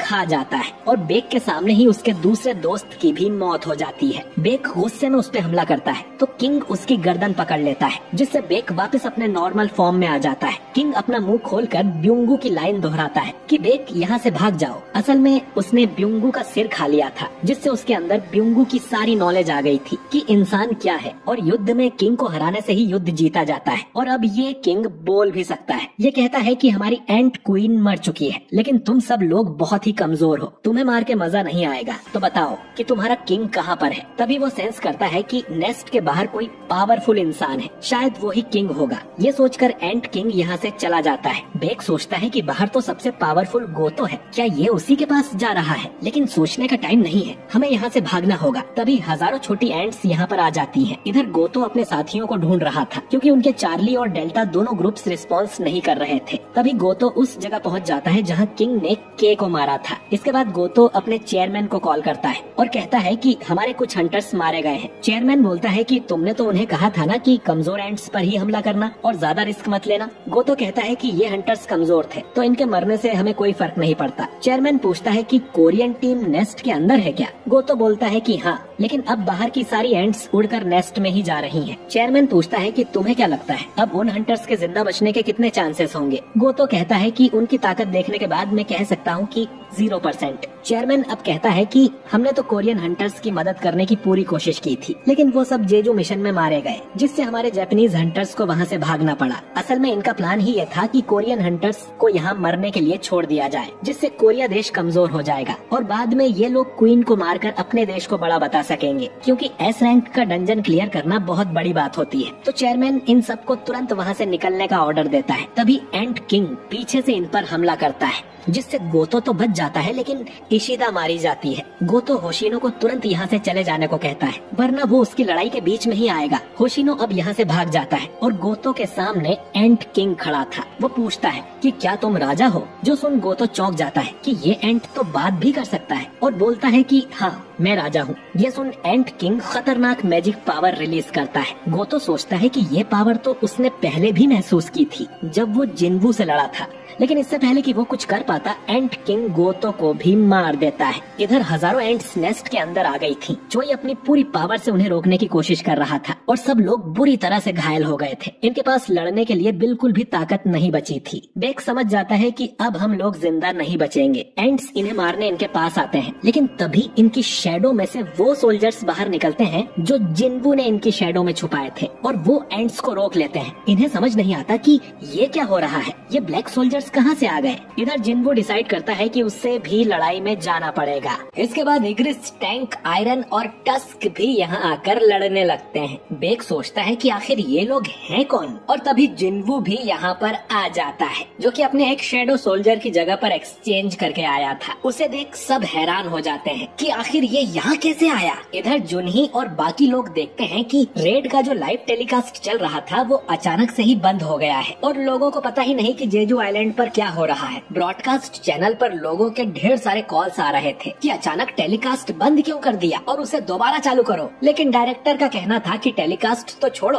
उनका अपने कैमरामैन से कांटेक्ट भी नहीं हो पा रहा है, कहीं ऐसा ना हो कि सारे एस रैंक हंटर मारे गए हों। इधर हम देखते हैं कि उस कैमरामैन का कैमरा खराब हो गया था और उसमें सिग्नल नहीं आ रहे थे। जिन्वू अब आयरन को माना रिलीज करने को कहता है, जिससे सारी एंट्स उसकी तरफ आने लगती हैं और फिर इग्रिस और बाकी शेडो सोल्जर्स एंट्स पर हमला कर उन्हें मारना शुरू कर देते हैं। टस्क अपने जादू से बाकी हंटर्स को प्रोटेक्ट कर रहा था और हंटर तो बहुत कंफ्यूज थे कि आखिर यहाँ चल क्या रहा है और जिन्वू यहाँ कैसे आ गया। जिन्वू कहता है कि वो बाद में एक्सप्लेन करेगा, पहले उनकी इंजरी ठीक करना जरूरी है। जिन्वू अपनी इन्वेंट्री में से कुछ हीलिंग पोशन निकालता है और इन सबको पिला देता है, जिससे ये सभी हंटर्स बिल्कुल ठीक हो जाते हैं। इसके बाद वो चाहीन को भी एक पोशन पिलाता है, लेकिन उस पर कोई असर नहीं हो रहा था। असल में चाहीन को इतनी सीरियस इंजरी हो गई थी कि जिन्वू उसे ठीक नहीं कर सकता और उन्हें जल्दी चाहीन को यहाँ से ले जाना होगा, लेकिन थोड़ी थोड़ी देर में हजारों एंट्स अंदर आती जा रही थी। इधर गन ही परेशान हो रहा था क्योंकि उसका आइलैंड पर किसी हंटर से कोई भी कांटेक्ट नहीं हो पा रहा था और जब से वो ब्लैक एंट सामने आया था तब से ही इनका लाइव टेलीकास्ट भी रुक गया है। गन ही खुद को कोसता है कि अगर वो इतना बुढ़ा ना होता तो वो भी उनके साथ लड़ने जा पाता और प्रे करता है कि उसके सारे हंटर्स सही सलामत हों। इधर जिना गुस्सा कर रही थी कि अब तो उनका टीवी ही पूरा बंद हो गया है और वो अपने रूम में चली जाती है। इधर रेइजी अपने जापानी चेयरमैन को बताता है कि गोतो का सिग्नल अचानक ही कट हो गया था, यानी कि जरूर उस ब्लैक एंट से लड़ाई में गोतो की डेथ हो गई है और हंटर्स का भी कोई अता पता नहीं है। जो सुन चेयरमैन को यकीन नहीं होता कि गोतो जितना पावरफुल एस रैंक हंटर मारा गया। इधर इग्रिस और आयरन तो बड़े अच्छे से लड़ रहे थे, लेकिन जो मामूली शेडो सोल्जर्स हैं उन्हें थोड़ी दिक्कत हो रही थी। जिन्वू अब जो एंट्स मारी गई हैं उन्हें भी अपनी शेडो आर्मी में शामिल करना चाहता है, लेकिन उसकी ये पावर फिर सबको पता चल जाएगी, जो वो नहीं चाहता। जिन्वू अब बाकी हंटर्स से कहता है कि यहाँ बहुत खतरा है और आपको यहाँ से चले जाना चाहिए। टस्क आपके लिए रास्ता साफ करता रहेगा, तो आप लोग उसके पीछे ही रहना। जिन्वू इनसे ये भी कहता है कि अब आप जो देखोगे उसके बारे में किसी को मत बताना। जिन्वू अब मरी हुई एंट्स के पास जाता है और वो अराइज कहकर उन्हें भी शेडो सोल्जर बनाने वाला था, लेकिन अचानक ही इन्हें खतरनाक ऑरा महसूस होता है और वो एंट किंग वापस लौट आया था। उसे देख बेक कहता है कि ये एंट वापस आ गया, इसका मतलब है कि इसने गोतो को मार दिया होगा। एंट किंग कहता है कि बाहर मुझे कोई राजा नहीं मिला, क्या तुम में से कोई राजा है? जिन्वू ने गोतो के साथ भी एक शेडो अटैच किया था जिसका कांटेक्ट अचानक ही टूट गया। यानी कि इस एंट किंग ने सच में गोतो को मार दिया है। जिन्वू अब आगे बढ़कर एंट किंग के पास जाता है। एंट किंग उससे पूछता है कि क्या तुम इंसानों के राजा हो? जिन्वू बोलता है कि तुम कीड़े होकर भी बात कैसे कर सकते हो? जो सुन एंट किंग गुस्से में चिल्लाने लगता है। अब अचानक ही कैमरामैन का सिग्नल आ जाता है और डायरेक्टर फिर से लाइव टेलीकास्ट करने को कहता है। उसका जूनियर बोलता है कि अगर हमने अब लाइव टेलीकास्ट किया तो इसमें बिल्कुल भी डिले नहीं होगा, और अगर आइलैंड पर कुछ उल्टा हो गया तो ये लोग उसे एडिट भी नहीं कर पाएंगे। डायरेक्टर कहता है कि टेलीकास्ट बंद होने की वजह से पहले ही लोग हम पे गुस्सा है, तो अब उसे फर्क नहीं पड़ता और वो लाइव टेलीकास्ट फिर से शुरू करवा देता है। और सब देखते हैं कि जिन्वू उस एंट किंग के सामने खड़ा था, जो देख सभी हैरान हो जाते हैं। इधर जिना भी देखती है कि जिन्वू इस मिशन पर कब चला गया, और गनही तो खुशी के मारे अपनी कुर्सी ही तोड़ देता है क्योंकि जिन्वू ने फाइट को ज्वाइन कर लिया था। जिनचुल सोचता है कि ये इतनी जल्दी आइलैंड पर गया कैसे, तो गनही कहता है कि अभी वो इम्पोर्टेंट नहीं है, हमारी उम्मीदें अब इसी से हैं। इधर एंट किंग जिन्वू के मुंह पर एक जोरदार मुक्का मारता है, जो देख बाकी हंटर कहते हैं कि एक जादूगर दुश्मन के इतना पास नहीं जाता है, उसकी तो बैंड बज गई होगी। एंट किंग बोलता है कि तुम भी बहुत कमजोर हो, लेकिन फिर वो देखता है कि उसके पंच से जिन्वू को खरोच भी नहीं आई थी। जिन्वू अब एंट किंग को एक जोरदार मुक्का मारता है, जिससे एंट किंग थोड़ा पीछे झुक जाता है। ये देख हंटर माँ पूछता है कि जिन्वू सच में जादूगर टाइप हंटर ही है ना? बेक कहता है कि उसे भी नहीं पता था कि वो इतना स्ट्रॉन्ग है। इधर जिन्वू कहता है कि एंट किंग बहुत मजबूत है, शायद अपने शेल की वजह से। दोनों अब एक दूसरे को मुक्के मारने लगते हैं, जो इतने पावरफुल थे कि कैमरामैन को यहाँ खड़ा होना भी मुश्किल हो रहा था। इधर जिन्वू एंट किंग पर भारी पड़ रहा था और अपने आखिरी पंच में वो एंट किंग को बहुत पीछे धकेल देता है। एंट किंग सोचता है कि आखिर ये इंसान है कौन? वो फिर से जिन्वू पर अटैक करने जाता है और जिन्वू फिर से उसके मुंह पर एक जोरदार पंच मारता है। एंट किंग अपनी जीभ निकालकर उससे जिन्वू के गाल पर काट लेता है, जिससे जिन्वू के अंदर जहर फैलने लगता है। एंट किंग कहता है कि जहर उसने अपनी मैजिक पावर से बनाया है और अब जिन्वू बिल्कुल भी हिल नहीं सकता है। जिन्वू का पूरा शरीर अब पैरालाइज हो जाएगा। तुम्हारा खेल खत्म हुआ इंसान। इतना कहकर एंट किंग जिन्वू को जान से मारने लगता है। जापानी चेयरमैन को पता चलता है कि उसके 10 में से 7 हंटर्स मारे जा चुके हैं, जो सुन वो बहुत गुस्सा होता है कि ये हंटर कितने यूजलेस हैं। रेइजी उसे बताता है कि जिस एंट ने गोतो को मारा था वो वापस डंजन के अंदर चला गया है। चेयरमैन सोचता है कि डंजन में तो कोरियन हंटर्स हैं। अगर गोतो इस एंट को नहीं मार पाया तो वो लोग तो इसका क्या ही उखाड़ लेंगे। वो लोग अपने बाकी हंटर्स को तुरंत वहाँ से निकलने का ऑर्डर देते हैं ताकि वो दूसरी टीम के साथ मिलकर फिर से अटैक कर सकें। ये सुन होशिनो कहता है कि वो मॉन्स्टर बहुत ही पावरफुल है, हम उसे नहीं हरा सकते, हमें यह मिशन छोड़कर भाग जाना चाहिए वरना हम भी मारे जाएंगे। इधर एंट किंग जिन्वू को मारने वाला था, लेकिन जिन्वू उसका एक हाथ पकड़कर उसी के पेट में मुक्का मार देता है, जिससे एंट किंग बहुत दूर जाकर गिरता है। जोई कहता है कि उस पे जहर का असर नहीं हुआ क्या, और बेक हंसते हुए कहता है कि अब तो मुझे किसी चीज से हैरानी नहीं होती, जिन्वू के सिस्टम ने अपने आप ही उसका जहर निकाल दिया था। जिन्वू सोचता है कि वो इस एंट के इमोशन महसूस कर सकता है, लेकिन टाइम के साथ साथ चाहीन की हालत और भी खराब होती जा रही थी, तो उसे ये लड़ाई जल्दी खत्म करनी होगी। वो अब एंट किंग पे हमला करने जाता है, तो एंट किंग वहाँ से हट जाता है। अपने पंखों के जरिए अब वो उड़ने लगा था। एंट किंग कहता है कि इस आदमी पर जहर का असर नहीं होता और ये ताकत में भी मुझसे ज्यादा स्ट्रॉन्ग है, तो उसे अब अपनी स्पीड के भरोसे ही लड़ना होगा। इतना कहकर एंट किंग ट्रांसफॉर्म हो जाता है और अपने शरीर को पतला कर लेता है और अपने पंजों को और भी नुकीला। जिन्वू अब डीमन किंग बारन के दोनों डैगर्स बाहर निकालता है और दोनों लड़ने लगते हैं। एंट किंग अपनी आइस पावर भी यूज करता है, जो उसे उस आइस वाले हंटर को मारने से मिली होगी, लेकिन जिन्वू उसे रुई की तरह काट देता है। एंट किंग को अब रियलाइज होता है कि जिन्वू की स्पीड तो बिल्कुल उसके बराबर है, बल्कि वो और तेज होता जा रहा था। दोनों में इतनी तेज लड़ाई हो रही थी कि बाकी लोग तो ठीक से देख भी नहीं पा रहे थे। जिन्वू एंट किंग की बुरी तरह से धुलाई कर देता है। एंट किंग जिन्वू की आंख में पंजा मारने वाला था, तो जिन्वू अपनी स्किल अपग्रेड करके उसका हाथ ही काट देता है, लेकिन एंट किंग हीलिंग एबिलिटी यूज कर खुद को ठीक करता है और जिन्वू के सामने एक बड़ी आइस की दीवार बना के यहाँ से अपनी जान बचाकर भागता है। वो समझ गया था कि जिन्वू को हराना उसके बस की बात नहीं है। वो पूरी स्पीड से यहाँ से भागने की कोशिश करता है, लेकिन जिन्वू उसके हाथ पैर काट कर उसे वापस नीचे गिरा देता है। एंट किंग सोचने लगता है कि ये इंसान आखिर है कौन, और अपनी एंट सेना को हमला करने का ऑर्डर देता है। तो जिन्वू भी अपनी शैडो आर्मी को बुला लेता है और उसकी आर्मी एंट्स को मारने लगती है। टस्क तो इतना बड़ा धमाका करता है कि गुफा में ही छेद हो जाता है। एंट किंग ये देख सोचता है कि मुझे तो सबसे ऊपर होना चाहिए था, मुझे तो राजा होना चाहिए था,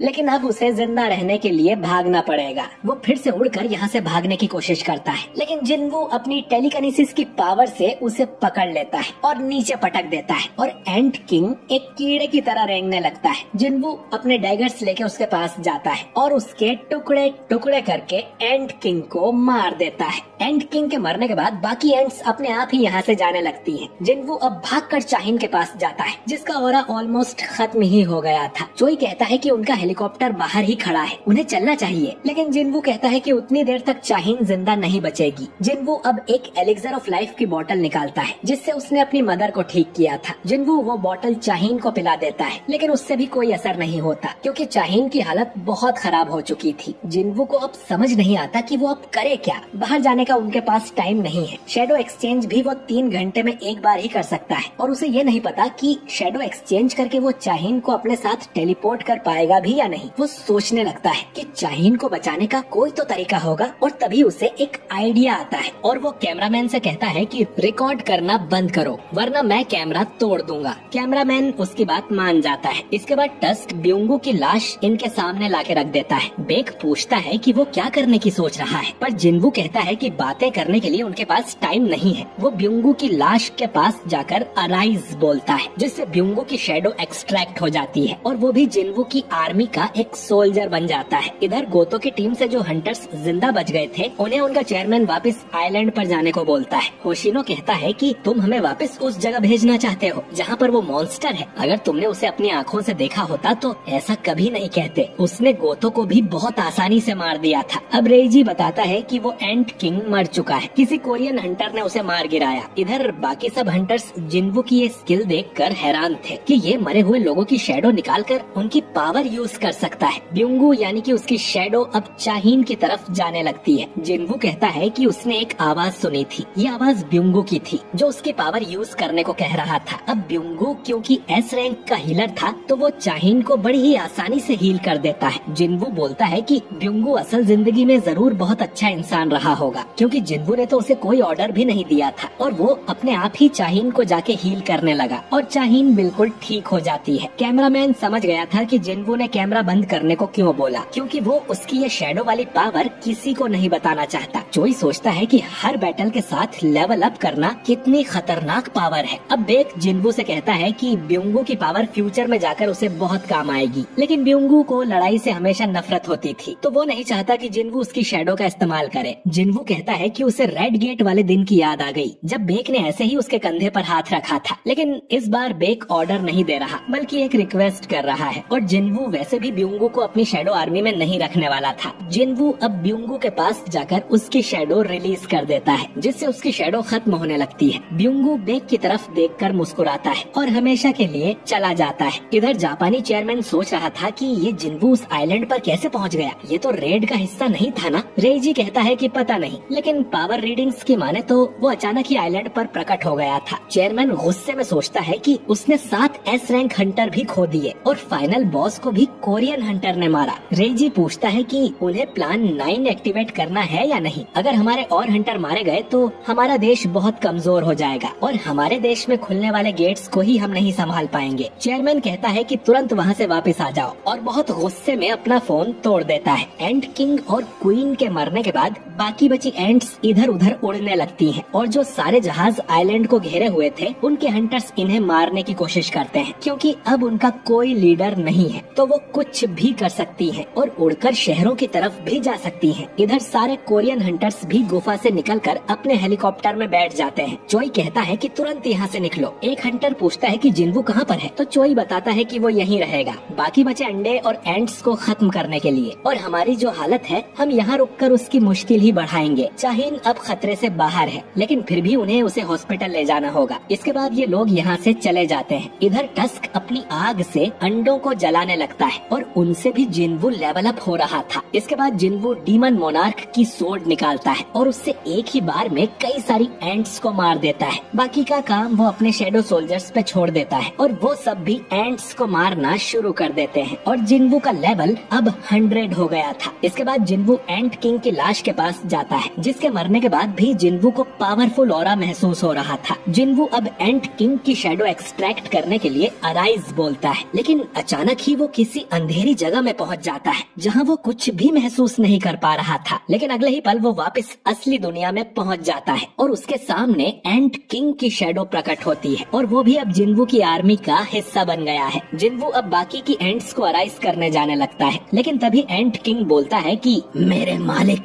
जो सुन जिन्वू चौंक जाता है क्योंकि आज तक उसका कोई भी शैडो सोल्जर बात नहीं कर सकता है, तो ये कैसे बोल पा रहा है। एंट किंग अपने घुटनों पर बैठ जिन्वू से कहता है कि मुझे कोई नाम दीजिए मेरे मालिक। जिन्वू देखता है कि इसकी रैंक जनरल थी। ये रैंक भी वो पहली बार देख रहा था। शायद इस नई रैंक की वजह से ही ये बात कर पा रहा है। जिन्वू बोलता है कि मैंने ही तुम्हें मारा था, फिर भी तुम मेरे आदेश मानोगे। एंट किंग कहता है कि मैं मरा नहीं हूँ, बल्कि आपके हाथों से मेरा पुनर्जन्म हुआ है, जिससे मुझे बहुत खुशी हुई है और मैं हमेशा हमेशा के लिए आपकी सेवा करना चाहता हूँ, तो मुझे कोई नाम दीजिए। जिन्वू कहता है कि अब से तुम्हारा नाम होगा कटप्पा, मेरा मतलब है बेरू। इसके बाद जिन्वू बाकी एंट्स को भी अपना शैडो सोल्जर बना लेता है। इधर कई सारी एंट्स उड़कर शहर के पास आ गई थी और यहाँ भी इन्हें रोकने कुछ छोटे मोटे हंटर्स खड़े थे। मिनसुंग तो डर के मारे बाथरूम में जाकर छुप जाता है और बाकी हंटर अपनी जान की बाजी लगाकर इन एंट्स से लड़ने लगते हैं। जिन्वू देखता है कि ये एंट्स तो बहुत सारी हैं। बेरू बोलता है कि ये 4000 है और बिना लीडर के ये चारों तरफ फैल गई है। जिन्वू अब बेरू से कहता है कि क्या तुम इन्हें मार सकते हो। बेरू बोलता है कि बिल्कुल मेरे मालिक, आपको बस आदेश देना है। इसके बाद बेरू उड़कर जाता है और एंट्स को मारने लगता है। इधर मिस्टर किम पर एक एंट हमला करने वाली थी, लेकिन तभी बेरू उसके टुकड़े कर देता है। इन्हें तो पता भी नहीं चलता कि वो क्या था जो सारी एंट्स के टुकड़े करते हुए यहाँ से चला गया, लेकिन उसने हमें बचा लिया और जुन ही समझ जाती है कि इसके पीछे जरूर जिन्वू होगा। इधर हंटर्स के हेलीकॉप्टर को भी एंट्स ने घेर लिया था। इनका जादूगर किसी तरह हेलीकॉप्टर को शील्ड किए हुए था और बाकी हंटर्स कुछ नहीं कर सकते थे। सारी एंट्स शील्ड को तोड़कर इनके हेलीकॉप्टर की तरफ आने लगती है, लेकिन तभी उन्हें एक जोरदार बिजली का झटका लगता है और वो सब मारी जाती हैं। ये काम जिन्वू ने किया था, जो कि कायसेल पर उड़ रहा था और उसके हाथ में बारन की तलवार थी। इसी के साथ जेजू आइलैंड मिशन खत्म होता है। सारे एस रैंक हंटर सुरक्षित वापस आ गए थे और बाकी हंटर्स ने एंट्स को शहर में घुसने ही नहीं दिया था। चाहिन, जो कि पूरे टाइम बेहोश थी, उसे हॉस्पिटल ले जाया गया और जंग में कुछ जाने भी गई, लेकिन आखिरकार जेजू आइलैंड के खतरे को इन्होंने हमेशा के लिए खत्म कर दिया है और इस 4th Jeju island raid mission में हमारी जीत हुई।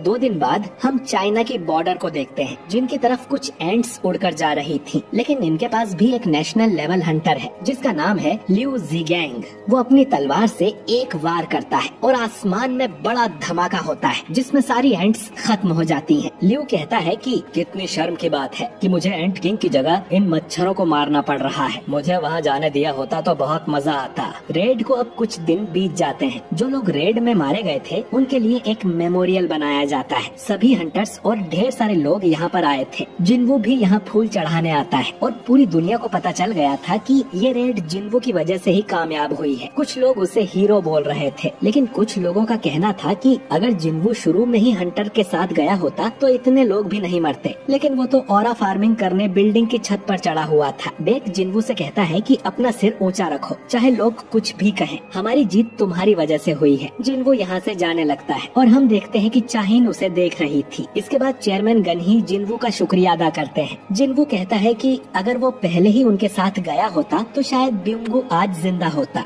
गनही बोलते हैं कि पर तुम्हारी वजह से बाकी एस रैंक हंटर्स और हमारा देश सही सलामत है, ये बहुत बड़ी बात है और इसके लिए उसे इनाम भी मिलेगा। इसके बाद गनही पूछता है कि जिन्वू ने आगे का क्या सोचा है, क्योंकि अब उसकी पावर पूरी दुनिया ने देख ली है तो जनता अब उसे अकेली नहीं छोड़ेगी। कुछ लोग उसे अपनी गिल्ड में भर्ती भी करना चाहेंगे, इसीलिए इनका जानना जरूरी है कि जिन्वू अब क्या करने की सोच रहा है। जिन्वू अब कहता है कि वो अपनी खुद की गिल्ड शुरू करना चाहता है। इधर हम जेजू आइलैंड को देखते हैं, जहाँ पर नाइट्स गिल्ड के हंटर्स मौजूद थे। जोंगसू कहता है कि वो यहाँ देखने आए हैं कि कोई एंट बचा तो नहीं और कोई इम्पोर्टेंट आइटम हो तो उसे भी ये कलेक्ट कर सके। एसोसिएशन को इन पर भरोसा है, इसीलिए इन्हें यहाँ भेजा गया है और एक असली मर्द अपना काम ईमानदारी से करता है, बिना कोई फालतू सवाल किए। तभी गुफा में से एक आदमी निकलकर बाहर आता है। जोंगसू पूछता है कि वो कौन है और यहाँ क्या कर रहा है, लेकिन वो आदमी कोई अलग ही लैंग्वेज बोल रहा था जो इन्हें समझ नहीं आती। तभी गुफा में से एक दूसरा हाथ बाहर निकलता है जो चुटकी बजाता है, जिससे ये सारे हंटर्स बेहोश हो जाते हैं। ये दूसरा आदमी नीले कलर का था और उसने चुटकी बजा के